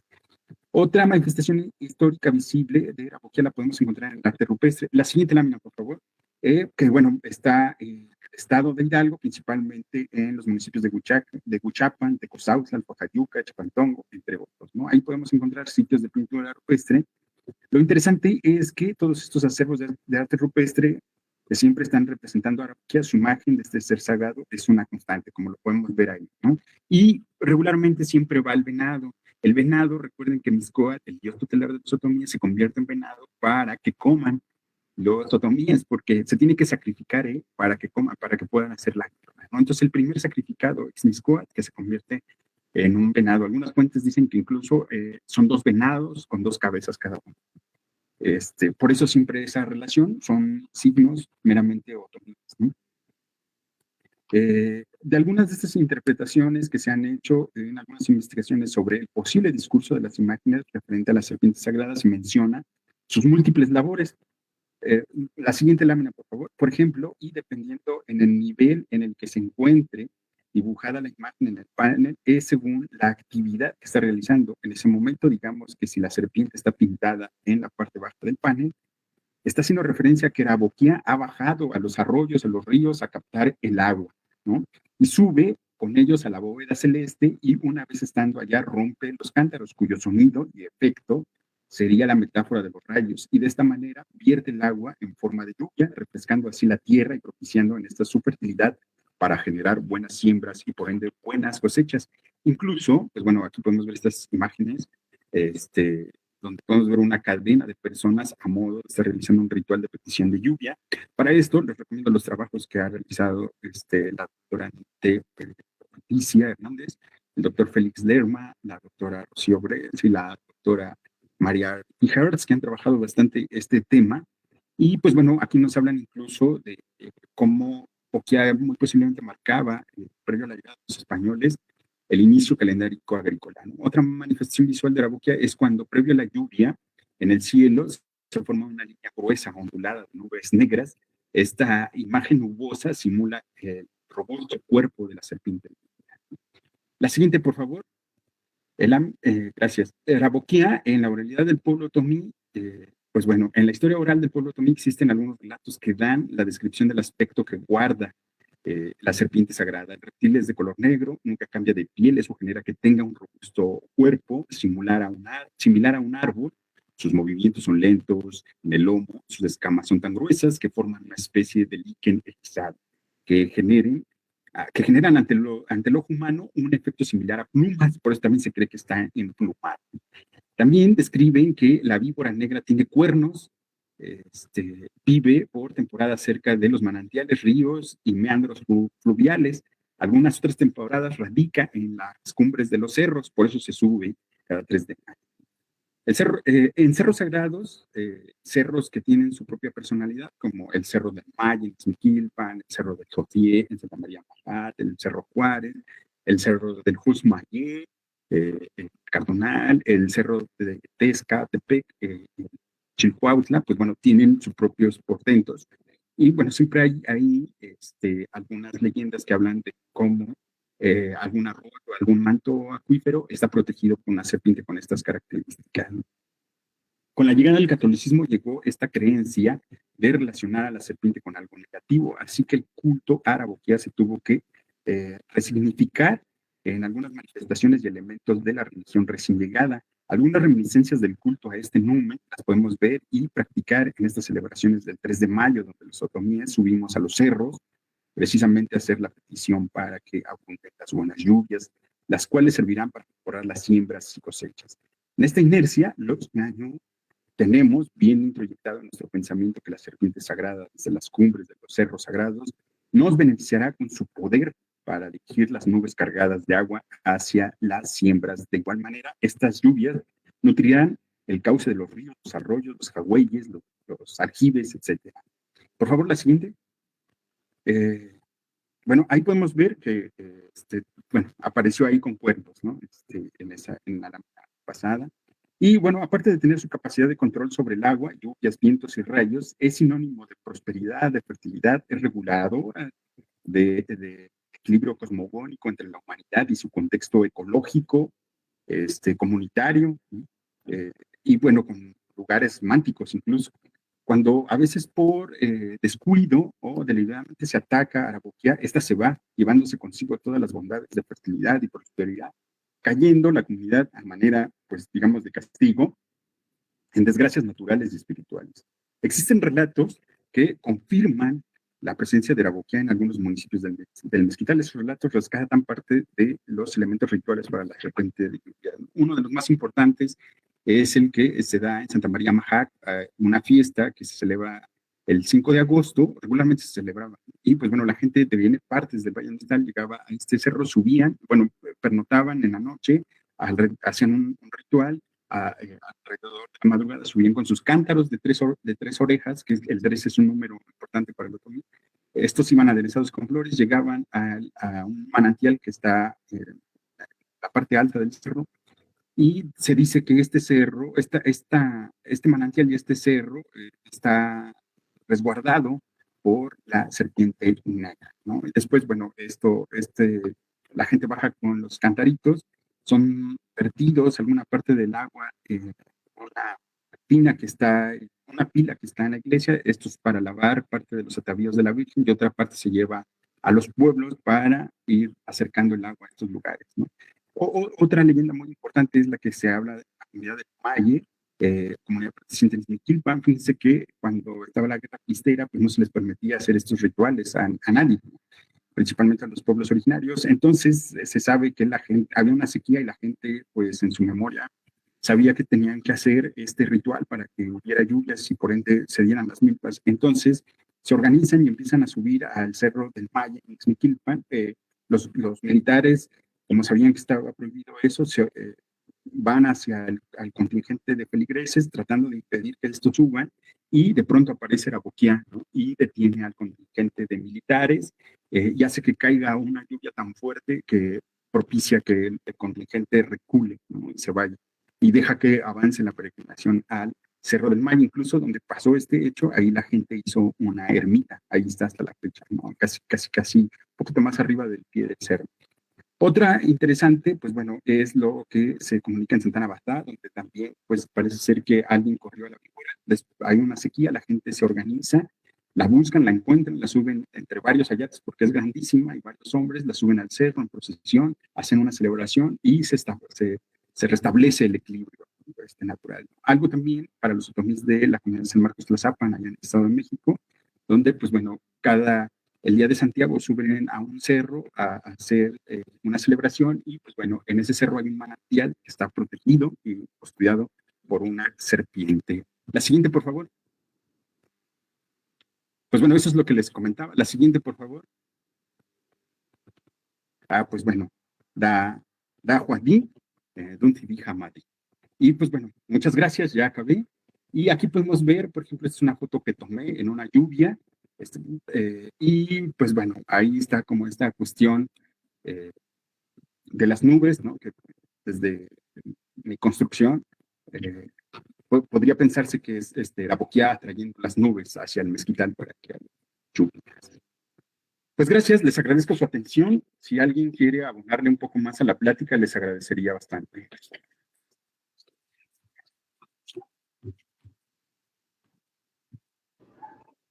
Pues muchas gracias, maestro Sergio Miranda, por esta presentación, pues muy ilustrativa y también llena de pues, contextos históricos y también contemporáneos, que es bien necesario saberlo. Abrimos la ronda de preguntas, comentarios. Si alguien tiene algún comentario, una pregunta, adelante, por favor, Hugo Gutiérrez. A ver si conozcan al maestro Miranda, ya aprendió su cámara. Hola, ¿qué tal? Buenas tardes. Bueno, Buenas tardes. pues yo nada más un comentario. La verdad es que muy interesante la ponencia, específicamente porque yo soy hidalguense, soy del estado de Hidalgo. Muchos aspectos realmente no los conocía. Yo soy de la región del Altiplano, de la zona de Tepeapulco, Apan, Emiliano Zapata, donde antiguamente pues la civilización teotihuacana o los teotihuacanos pues prácticamente colindaban en esta área, lo que era la zona de Tepeapulco, Apan, Sahún. Más sin embargo, toda esta zona que nos comentó el profesor, pues sí la desconocía totalmente. Para mí me abrió un nuevo conocimiento, un nuevo panorama de lo que cómo estaba compuesto nuestro estado de Hidalgo ahora sí que en esas épocas. Y pues bueno, más que nada, pues agradecerle por la información. Gracias. Pues bueno, tal vez para ahondar más, le recomendaría leer la Archivo Geográfica de Zempoala. Incluso ahí dice que parte de la composición de toda esa área también era otomíes, aunque tenían hábitos serranos que vivían en las partes de los cerros, ¿no? Y eso se siguió haciendo hasta con esta ley de la congregación, ¿verdad, doctor? Sí, muchas gracias, Sergio. Es bien sabido también eso, que en los documentos históricos se encuentran cosas que de pronto uno las escucha en la comunidad o las escucha ahí en el campo, y como que hace un clic de pronto, y es lo que está comentando el maestro también, Sergio. Muchas gracias, maestro Sergio. ¿Alguien más? ¿Alguna duda, comentario? Parece como que están muy calladitos, muy calladitos. Bueno, mientras piensan sus preguntas, sus comentarios, tenemos varios comentarios en la sala de el Facebook. Tenemos a profesoras y profesores del sistema del CECIT, de Acasochitlán, de también Talis Gutiérrez nos acompaña desde Chiapas. Citlali González, Citlali Gómez Gutiérrez, que nos acompaña desde Chiapas. También nos está saludando maestro Rogelio Hernández en Náhuatl. Marco Torres dice que la doctora Dali en su libro Los recortes de papel en la limpia del Barí, de don Horacio, en la comunidad del aguacate, describe el trabajo de los barís con los recortes y sus significados, gran investigación de la doctora Dalia, quien, por cierto, es co-coordinadora de ese seminario. También tenemos a Wendy Blancas del CECIT de Gandó, a Maribel del CECIT de Zempoala, Nelly Lascano del CECIT de Gandó también, Jovis Martínez de Gandó y Cintia Mendoza del CECIT de Zempoala.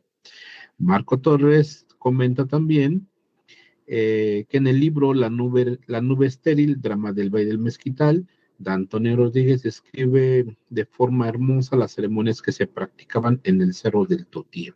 No sé si quieras comentar algo sobre el Totié, maestro Sergio. Sí, pues hasta la fecha siguen haciéndolo. Ahora ya no, creo que ya ha bajado como la asistencia. También les recomiendo un libro que, bueno, está en inglés el título, creo que ni está traducido. Lo hizo un tal Rodolfo o algo así. Y el que le ayudaba con las traducciones era un profesor bilingüe, se llama Pedro Salinas Pedraza. Y el libro que él publicó se llama Etnografía Otomí, y ahí habla de esa situación, de cómo pues pueblos desde Alpacayucan, parte de Cosagua, Cuchapan, Cardenal, Miquilpan, se daban cita a esa fiesta. Era sumamente importante la fiesta por esta situación de que esta se trataba de forzar, o bueno, no de forzar, sino de propiciar, porque la siembra ya iba un poquito creciendo. Entonces se trataba de propiciar para que la lluvia y la tierra pues no dejaran de hacer que creciera la planta del maíz, ¿no? Y lo interesante es que subían con cantaritos de tres orejas, que el tres es sumamente importante para los otomíes. Ustedes pueden ver que los otomíes usan braceros con tres patas, a comparación de los nahuas, ¿no? Que usan una sola mástil, no sé cómo decirlo, una sola pata. Usan los maquitos de tres patas, el petate de tres patas. Incluso, por ejemplo, recomiendo el trabajo de la doctora Patricia Fournier de unos entierros que trabajó en Chapantón y Tula, donde, por las características de los entierros, parece que pertenecía a sacerdotes y los cráneos están calzados con tres piedras. Entonces, el tres es sumamente importante es un número mágico.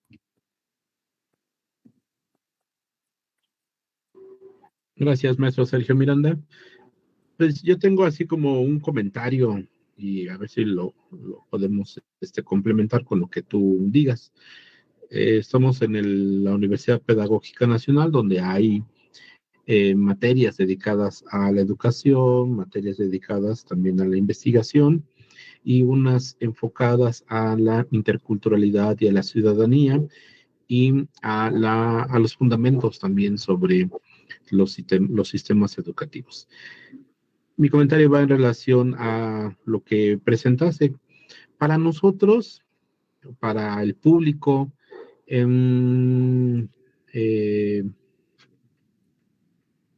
¿cuál es el valor de conocer la historia de un pueblo? Muchos de los que estamos acá, pues venimos de varias comunidades y porque pues, también hay a veces que nada más nos encerramos en las aulas, dejamos a la comunidad a un lado y lo que estamos haciendo es vincular la comunidad con los centros educativos.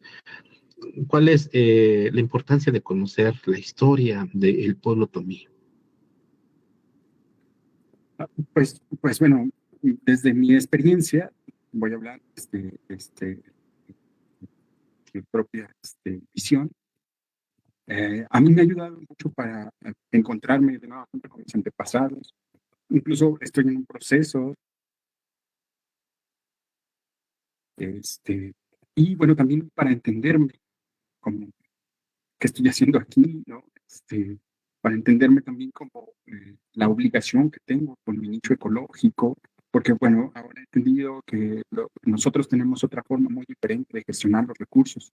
Bueno, el nicho ecológico, porque incluso recursos es una cuestión capitalista.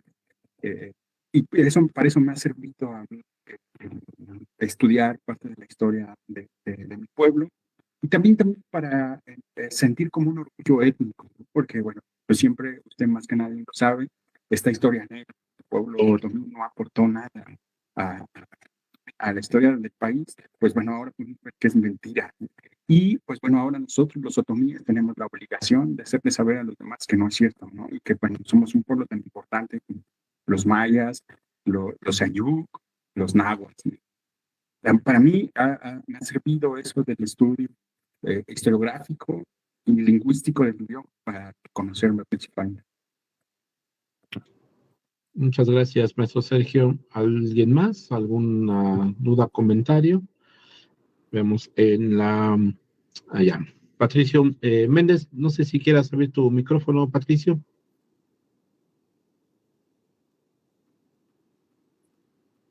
Aquí dejó su comentario. Ya no estás, Patricio. Bueno, también... Sí, adelante, adelante. sí, bueno, primero que nada, pues felicidades por la conferencia. La verdad es que yo no tenía mucho conocimiento bueno, nací en un municipio de Tenango de Doria, pero no tenía mucho conocimiento en relación con lo otomí, más lo que he venido investigando poco a poco, ¿no? Migré de la ciudad, digo, de Hidalgo a la Ciudad de México como al año, pues me trajeron acá y pues ahora veo que pues hay mucho por investigar, ¿no? También lo que me hubiera gustado es escuchar más sobre este rol que juegan los curanderos dentro de las comunidades, pues, porque también son un eje principal por los cuales igual se ha mantenido no solamente la tradición oral de la lengua, sino también de las tradiciones o experiencias con relación a la medicina, pues, no sé, acá le llaman herbolaria, ya no sé cómo se llamaría, pues, ¿no? Y sobre algunas ceremonias que me contaba a veces mi mamá que se hacían en el cerro, le llaman cerro macho o cerro brujo, que es el de Tenango de Doria Hidalgo. Bueno, pero hasta ahí llega mi comentario. Gracias. Gracias, Patricio. Adelante, maestro Sergio. Pues sí, también parte, aunque no es como muy fuerte, ¿no? La medicina tradicional, pero sí va de la mano, ¿no? Con lo que estudiamos. Para serles honesto, casi lo que más hago es historiografía y lingüística, pero hay algunos estudios sobre los Badi, que están los Badi, que son el experto ritual, ¿no? El que tiene esta comunicación con estos espacios mánticos y son los que resignifican la información para aterrizárselos a la masa, vaya, a la base. Y están los Shadi, que bueno, este es el que reza, ¿no? Y regularmente ustedes a lo mejor después pueden presenciar un ritual de curación y van a encontrar que siempre es dual el asunto, ¿no? El Badi regularmente no entra en trance solo, siempre va acompañado de alguien que regularmente es una mujer, que regularmente es su esposa, ¿no? Y esto también es una cuestión simbólica de cómo el otomí piensa el mundo. Para los otomíes el mundo es dual, ¿no? Frío, caliente, hombre, mujer, noche, calor, y esto se veía incluso hasta en las cuestiones de organización. Por eso van a ver después que algunos asentamientos tenían cabeceras dobles, ¿no? Como Xmiquipantla, Tula, Xicocotitlan, y así, ¿no? Van a ver Otaspan, Tepeji, así, pero esa cuestión simbólica también se trae al canal terrenal, ¿no? Entonces, es muy importante. Les recomiendo, por ejemplo, los trabajos que hizo la doctora Lourdes Bains Cubero, Jorgelina Reynoso, Margarita Papetti, que son las que han trabajado bastante esa área de Tenango y con los Badi. Obviamente Galinier, ¿no? También es así como, es el top, ¿no? Galinier, en ese rubro. Gracias, maestro Sergio. No sé si está Laura Morales para que haga su comentario. Le abrimos el micrófono. Sí, buenas tardes a todos. Yo preguntaba sobre los bordados de Tenango, por ejemplo. Ellos bordan muchos venados y precisamente ahorita con la historia que nos acaba de dar, doy en cuenta que es más una representación de su cosmovisión, ¿verdad? En esta parte de cuando Mixcoac se transforma en venado como sacrificio. Entonces, yo me he capacitado en bordado de Tenango por medio del ICATI y nos enseñan toda la historia. Y precisamente las raíces culturales son de la Sierra Otomí Tepehuac. Y es sorprendente todo el mundo, toda la cosmovisión y la forma en la que ellos ven estos seres que usted comenta que son zoomorfos, que son fitomorfos, porque alguna gente los ve desde afuera y no le ve forma, pero ya a nivel cultural tienen un sentido para quienes lo realizan y quienes lo aprecian con ojos de arte. Le agradezco mucho su ponencia, muy interesante. Y voy a recapitular la palabra, en este caso la pregunta que hace el profesor McQueen, en donde dice por qué es importante conocer o saber sobre este pueblo. Creo que la importancia radica en que, bueno, yo vengo del Estado de México, vivo en Hidalgo, soy estudiante de LEID, de la universidad, y me asumo como tal, aunque no haya nacido aquí hidalguense, y me interesa conocer la cultura general del estado de Hidalgo y sobre todo la otomí. Muchas gracias. Pues, gracias a ustedes, gracias a usted, Laura, por asistir y que le haya agradado el temita que trajimos hoy, porque bueno, es extenso, ¿no? En cuanto al bordado, pues de hecho, por ejemplo, los hallazgos en Huilco y en Teotihuacán, pues bueno, una de las líneas para llegar a esta conclusión de la presencia demográfica o el componente demográfico de estos espacios, pues bueno, son los bordados actuales. Hay un trabajo de la doctora Patricia Forniedo, que trabajó con los alfareros de un pueblo que se llama Pino Suárez, muy cerca de Chapantón, con Hidalgo. Dentro de la memoria que recoge, ella dice que los que les enseñaron la alfarería fueron los huemos, ¿sí? Los gigantes, que también son el antepasado directo de las otomíes, y después estos mudaron eso a los bordados. Entonces, o sea, lo único que se ha hecho pues es mudar. Ahora, no todo el mundo incluso está preparado para entender, ¿no? Hay lugares que por nuestra composición, en mi caso, por ejemplo, en lo mestizo, estoy vetado, ¿no? O sea, nunca voy a llegar ni la voy a entender.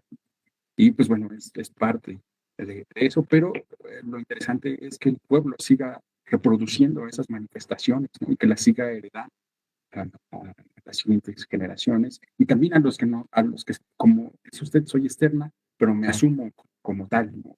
Que bueno, a lo mejor después usted va a heredar esa cultura a su siguiente generación. Muchas gracias, maestro Sergio. Antes de ceder la palabra a los que han estado poniendo los comentarios en la caja del chat de esta sala, pues tenemos comentarios también del Facebook. Marco Torres dice: muchas gracias, maestro Sergio Miranda, gran ponencia, y preguntar si realiza esta presentación en las escuelas. Me gustaría presentarla a sus alumnos de nivel bachillerato. Sería de gran utilidad para entender su contexto. Aquí tienes una invitación para un bachillerato aquí, el maestro Marco Torres. Sí, pues pónganse en contacto con el doctor Macuil, les pasa mis datos y ya nos ponemos de acuerdo, dónde, a qué horas y por qué medio, si es presencial, si es yo vivo en Izmiquilpan, Hidalgo, y pues bueno, no sé qué tan lejos esté ese sitio, o convendría más por este canal virtual. Muchas gracias. Tenemos también saludos de Laura García Ángeles de El Cecite de Gandón. Samplo Gabo, saludos desde el CECIT Plantel Singilucan. Gabriel Zambrano López, gracias por esa información tan enriquecedora para nosotros. Anastasia Hernández Martínez, ella nos saluda desde Huazuntlan, Veracruz, gracias por la información. Además, aquí nos hace un comentario Andrés Mendoza Plata. No sé si quieras abrir el micrófono, Andrés.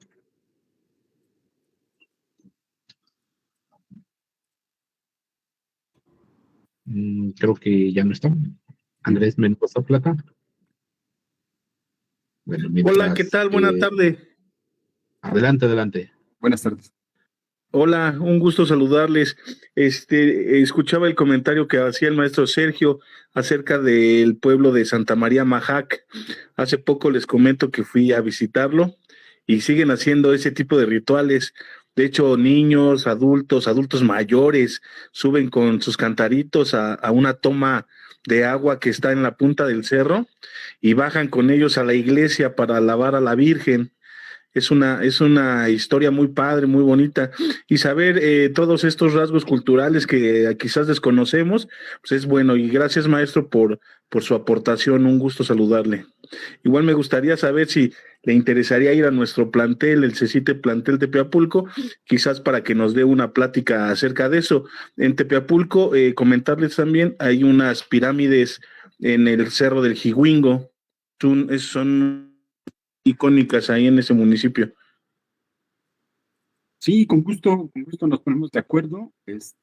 Pido permiso en el trabajo y vamos.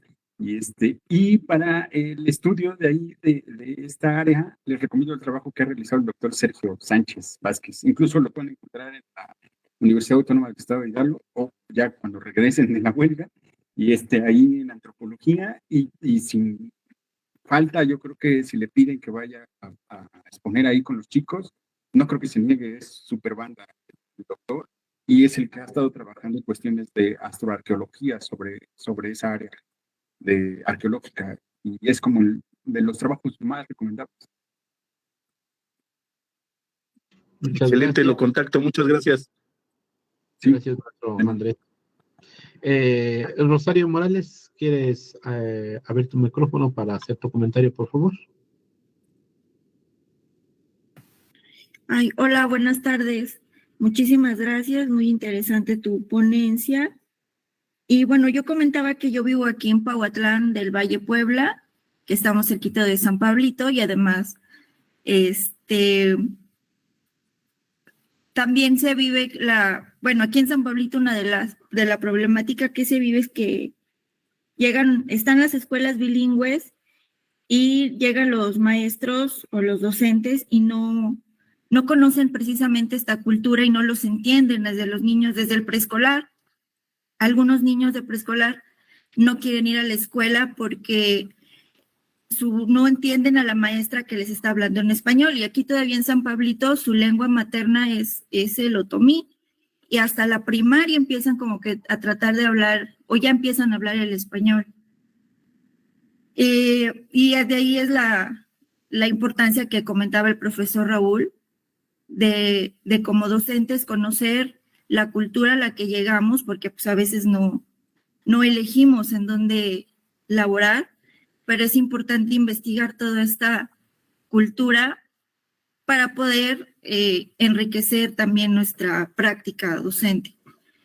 Y otra problemática igual que ya se vive aquí en el bachillerato es que también, bueno, no sé si conozcas en Pauatlán, también están muy cerquita o están enfrente de cerro a cerro la comunidad de Xolotla, donde se dice que vivió el rey Xolotl enfrente de San Pablito, y aún los jóvenes se pelean mucho, como que no se quieren entre estas dos culturas.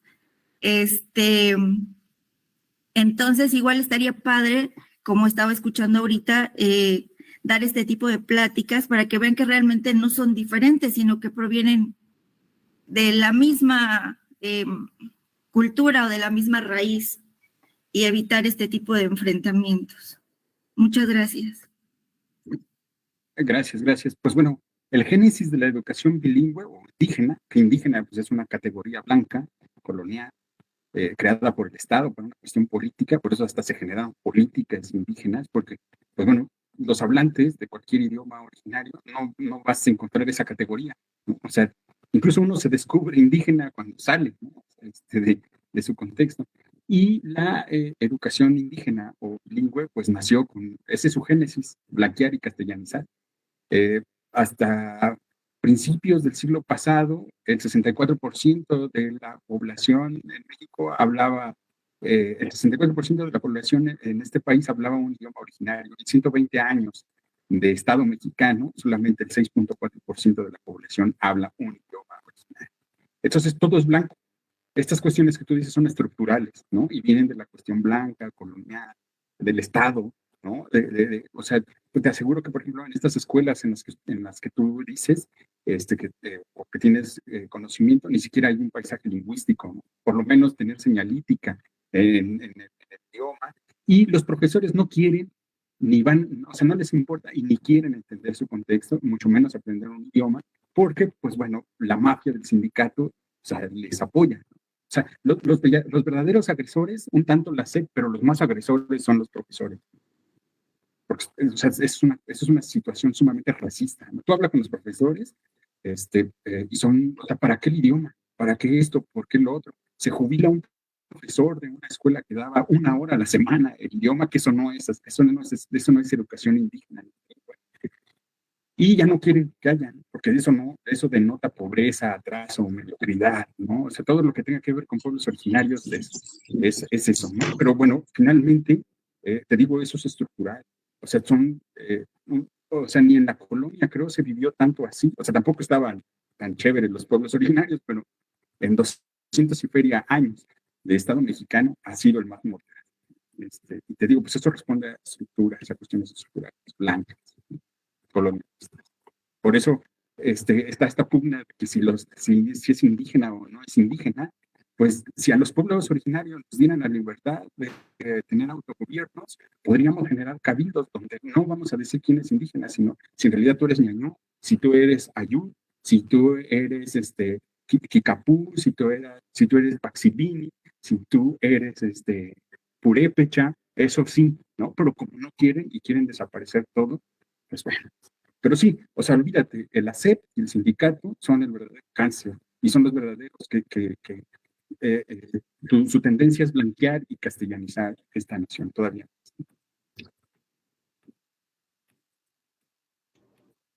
Muchas gracias, maestro Sergio. A propósito de este comentario, maestra Teresita Lifi, ¿quiere abrir su micrófono para hacer su comentario?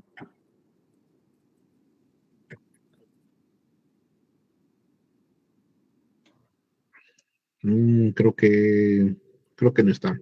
Bueno, la maestra Tere dice, muy interesante reconocer los orígenes de una parte de los pueblos que conforman nuestro territorio y en mucho la identidad. Espero que en otra ocasión se analicen las marcas en el mundo contemporáneo, es lo que estabas comentando, estas del propósito también de la educación, eliminar las lenguas indígenas, castellanizar, y pues tenemos ejemplos un montón, como ya lo habían comentado a ustedes. Tenemos también a Monse Nieto, no sé si quieras abrir tu micrófono. Hola, ¿qué tal? Buenas tardes. Yo soy del Estado de México, en un pueblo en donde, como menciona el maestro, bien se tiene la costumbre de subir aún las cruces al cerro. Obviamente ya no es como que totalmente parte de la cultura, porque pues ya dentro del rito ya entra la religión traída por los conquistadores, ¿no? Aunque en esencia sigue siendo pues la tradición otomí, pues ya va acompañada de la cosmovisión otomí, de la cosmovisión católica, ¿no? Entonces es muy interesante cómo muchas veces esas rutas tomadas para llegar a los cerros significan algo. No nada más es por aquí hay que pasar y si no nos vamos mañana por el otro lado y pasado por el otro lado. No, esa ruta que siguen es muy específica y hace falta profundizar sobre su significado, ¿no? Eso por una parte. Y por la otra parte, relacionado con la cosmovisión chamánica, aquí en el pueblo hay algunas mujeres que aún hacen rituales y son basadas en sueños oníricos. Lamentablemente, igual que lo demás, se tiene miedo, ¿no? De poder expresar esos saberes, de hacerlos presentes. Se tiene miedo por parte de las mujeres y son a vocecitas quienes saben quiénes son ellas, ¿no? En este caso, en el pueblo, el municipio ha tratado de modernizar, ¿no? Prometer una modernización. Esto me recuerda a lo que dice el profesor, ¿no? A esa parte de blanqueamiento, de colonización, en el que la promesa de modernizar es quitarte lo que es tuyo, quitarte tu identidad, tu esencia, la parte de ti, porque tú te sientes como pueblo menos o discriminado al no contar con esa modernidad falsa que nos están vendiendo, ¿no? Los estados, los gobiernos. Entonces, es muy interesante profundizar en estos temas porque pues son parte de nosotros, es parte de nuestro territorio, reconocer esa parte multicultural es lo que sigue dando pues vida a esto, reconociendo y pues por otro lado agradecerle, estuvo genial la conferencia y ojalá hagan más de este tipo. Gracias, gracias. Pues bueno, mira, por ejemplo, esto que dices de las procesiones rumbo al punto, ¿no? Donde se va a celebrar el ritual, pues sí, o sea, la procesión es un camino iniciático, o sea, desde ahí empieza la cuestión de iniciación hacia llegar al punto, para que llegues, pues, lo más purificado posible, por así decirlo. De hecho, es parte del sacrificio. Esta situación una situación que se llama sincretismo, ¿no? Que yo no lo creo tanto. Yo creo que en el caso exclusivo de los otomíes hubo un proceso de resignificación, ¿no? Porque, por ejemplo, hay cuestiones que nosotros realizamos que no responden directamente al canon católico, ¿no? Son como cuestiones que están, incluso en muchos de los pueblos, la fiesta empieza, el ritual empieza cuando se va el cura. Entonces, te recomiendo los trabajos del doctor Félix Bains Jorge, que habla de la resignificación. Eso yo creo que que incluso te va a gustar. Son geniales los trabajos del doctor y habla de esta situación de la resignificación y de repente vamos a ver como, sí es cierto, esto no es, o sea, ni siquiera tiene que ver con el contacto con el catolicismo, más en los españoles, digo con los otomíes, porque la relación de los otomíes con los españoles fue muy diferente.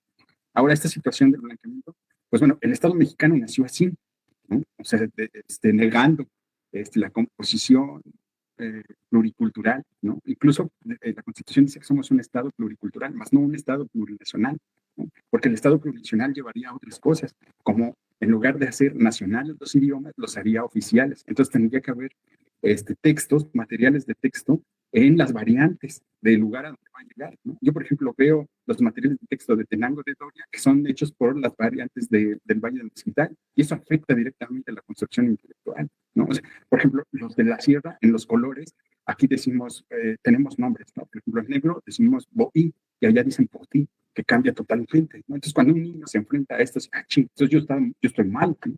O sea, ni siquiera mi idioma lo sé hablar. Entonces, te digo, o sea, hay que repensar esa situación, ¿no? El que la gente ya no hable o que dejó de hablar o estos hablantes pasivos, ¿no? No son gratuitos, ¿no? Yo, por ejemplo, oigo los testimonios de mi familia, principalmente los más grandes, ¿no? Cuando en la década de los 50 iban a la escuela, los profesores les pegaban, les picaban con púas de maguey para que ya no hablaran. Dicen que hablaban como perros. Entonces imagínate, o sea, años de esa segregación estructural que se va generando, es obvio que te va a dar miedo llegar de repente y hablar ñañú, ¿no? Y pues bueno, esa cuestión estructural, por mucho de que quieran sobar a las instituciones, al sindicato, que si los libros o no los libros, pues mejor hay que desblanquearnos, hay que decolonizarnos y decolonizarlos y ver en verdad esta situación, que no es gratuita. Muchas gracias, maestro Sergio.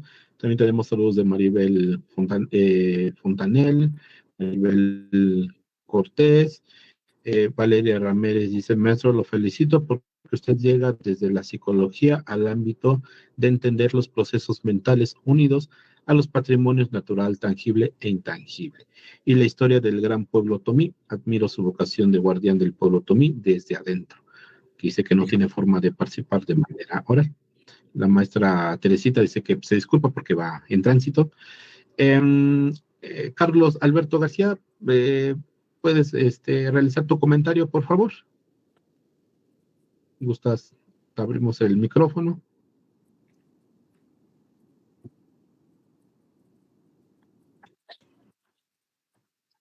Carlos Alberto. Ya dice que no sirve su micrófono, pero leo lo que nos estaba comentando. Dicen, no sé qué tanto podría tomarlo como una afirmación, pues el NEM, a través de los libros de texto gratuitos tienen una visión apegada a visibilizar que se falta aún a las lenguas y comunidades indígenas. La SEP no solo son las autoridades desde arriba, creo que la base tuvo una oportunidad importante en la elaboración de los libros. Yo creo que está refiriendo a estos libros contemporáneos, ¿verdad? Los nuevos, Carlos. Sí, la nueva escuela mexicana. Yo desde antes, desde la década del México por revolucionario, ¿no? Cuando se abre esta situación de la escuela castellanizadora, incluso se le llamaba, ¿no? Entonces llevamos, poco más de un siglo con esta cuestión estructural. Por eso ahora nos normalizamos, ¿no? Como estas cosas de que no es culpa de esto, no es culpa de lo otro. Pero en cuanto a la nueva escuela mexicana, estuve viendo los libros y por lo menos visibiliza cosas, ¿no? O sea, tampoco es así que digamos, ya es la inclusión, ¿no? Es como esta situación de decir, traducimos la Constitución mexicana a todas las lenguas originarias. Eso no es inclusión, ¿no? O sea, inclusión es generar marcos jurídicos adecuados a las realidades de los pueblos originarios, ¿no? No nada más decir, sí, cierto, ahí está el pueblo tal, y en las mañanas suben a los manantiales o XX, o sea, visibilizar. Eso tampoco se habla ¿cómo se llama? Es una cuestión estructural, vaya, tipa, ¿no? Y tampoco eso es inclusión, es lo que le digo, o sea, por ejemplo, traducir todas estas normativas, toda esta situación, eso no corresponde a una cuestión de inclusión, ¿no? Y que en realidad estamos incurriendo más a perpetuar el canon blanco a través de esto. Por ejemplo, los intérpretes en las cortes, lo único que están haciendo es perpetuar el canon blanco con estas realidades jurídicas que no corresponden a las realidades jurídicas de las comunidades. Muchas gracias, maestro. Ya para ir cerrando esta sesión, tenemos más comentarios de el Facebook. Dicen, saludos de Cecilia Zempoala, también de Zempoala, Anastasia Hernández Martínez. Dice, su ponencia es muy importante, que nuestra raíz tenemos, es nuestra identidad cultural. Es un poco triste ver cómo los conocimientos y saberes ancestrales están por extinguirse. Y hablamos de la lengua náhuatl, como visiones indígenas se deben fortalecer, ya que cada cultura es única. Una servidora de ustedes es hablante de náhuatl, egresada de la Universidad Veracruzana Intercultural, y estamos trabajando, visitando parteras tradicionales y médicos tradicionales, y no estamos dando cuenta que estos saberes ancestrales ya no se fomentan. Tlazocamatiga, Amemej, Nehmi y Compogua. Es que sí es otra variante perdón, me disculpo por mi pronunciación del náhuatl de esta variante. Muchas gracias, maestra Anastasia Hernández Martínez. Y ya para finalizar, Maribel Fontanel, ¿quieres abrir tu micrófono y hablar, darnos tu comentario, por favor?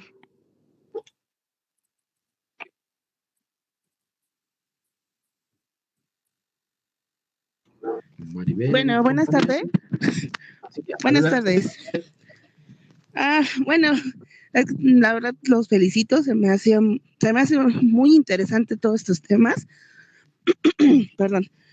Pues yo también, yo soy de Hidalgo. Bueno, vivo mucho tiempo en Hidalgo. Estoy trabajando en CECITE, estuve en Huautla, pues las culturas, las tradiciones de allá son muy, muy bonitas. está bueno, festejan Chantolo, lo que es carnaval. Hoy tuve oportunidad de que estoy trabajando en Acasochitlán y acá festejan, bueno, sus tradiciones son muy diferentes, pero también son muy bonitas. Adelante, Juana. ¿Sí me escuchan? Sí, adelante, Sí, Ah, sí, te escuchamos. y yo, bueno, hay veces de que ya las generaciones van pasando y se va perdiendo. Los conocimientos los podemos saber, ¿no? Pero las tradiciones ya es lo que se va perdiendo y pues ya. Creo que está abierto tu Bueno. micrófono, Sergio. Sí, adelante. Adelante, maestra. Ajá, bueno, entonces hay más que nada, es como que siento que todos las generaciones de ahorita será volver a retomar las tradiciones y volver a como que darle esa importancia, porque como que ya está quedando así como que en de la parte de historia, ¿no? Como que antes hacía esto y el otro, y pues ahorita ya se pierde todo eso, y pues son cuestiones muy padres, y pues hay muchos lugares donde hacen rituales, o tienen muchos, pues formas, ¿no? De tantas veces como para bautizar, a unos bautizan que en los ríos, la forma de cómo ofrendarles a los muertos. Entonces, todo eso me hace muy padre y en cada pueblo es diferente. Y pues he tenido la oportunidad de conocer varias culturas, se puede decir, y y pues sí, es muy padre, pero es muy triste ver cómo se está perdiendo todo eso. Y pues ya esa sería mi participación. Muchas gracias, Maribel Fontanel. Finalmente, Sí. Carlos Alberto García dice que sí, que aún falta, pero se empieza a visibilizar cosas que no ocurren en otros sexenios. Está refiriendo a los libros de la nueva escuela mexicana. Maestro Sergio Miranda, ya para ir finalizando esta sesión, ¿gustas hacer un comentario final, por favor? Pues bueno, invitarlos también a que nos acompañen a escuchar la estación de radio Araña Viaja Ñaño, La Voz del Pueblo Ñaño, es donde elaboramos nosotros y pues bueno, es un canal en el que pues aprovechamos para visibilizar el idioma ñaño. Y pues bueno, a través de este canal también tratamos de que se genere prestigio para el idioma, para que cuando se escucha en medios de comunicación como estos, pues bueno, el hablante también empieza a generar su prestigio, ¿no? Al idioma. Y pues así, Coplén le ponen La Voz del Pueblo, ¿no? Entran directo al link de la estación, le dan ahí en el icono de play oficial y nos pueden acompañar en diario en la programación de La Voz del Pueblo, ¿no?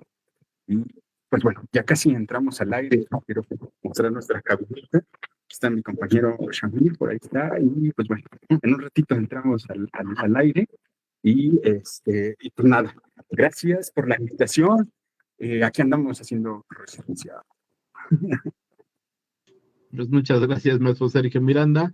Pues como se hace costumbre en este seminario, pues entregamos una constancia virtual que ya te la voy a hacer llegar por correo.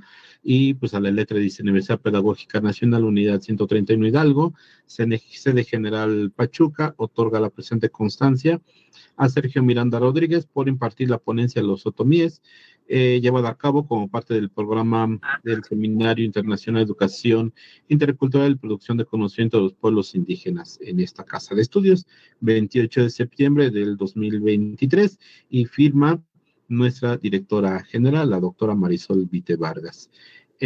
También, antes ya de despedir nuestra transmisión, pues los invitamos a que estén pendientes de las actividades que desarrollan en la Universidad Pedagógica Nacional Unidad 131, en las sedes también, y en este seminario tenemos para el mes de octubre, pues 2 pláticas.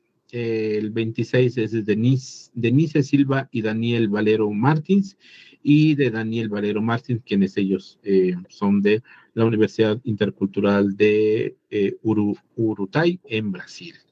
Eso para el 26 y 27 del mes de octubre. Estén atentos. Y pues, sin más, pues les damos las gracias. Gracias por su asistencia. y nos estamos viendo para la próxima. Mikla Sokamati Noche. Dígame.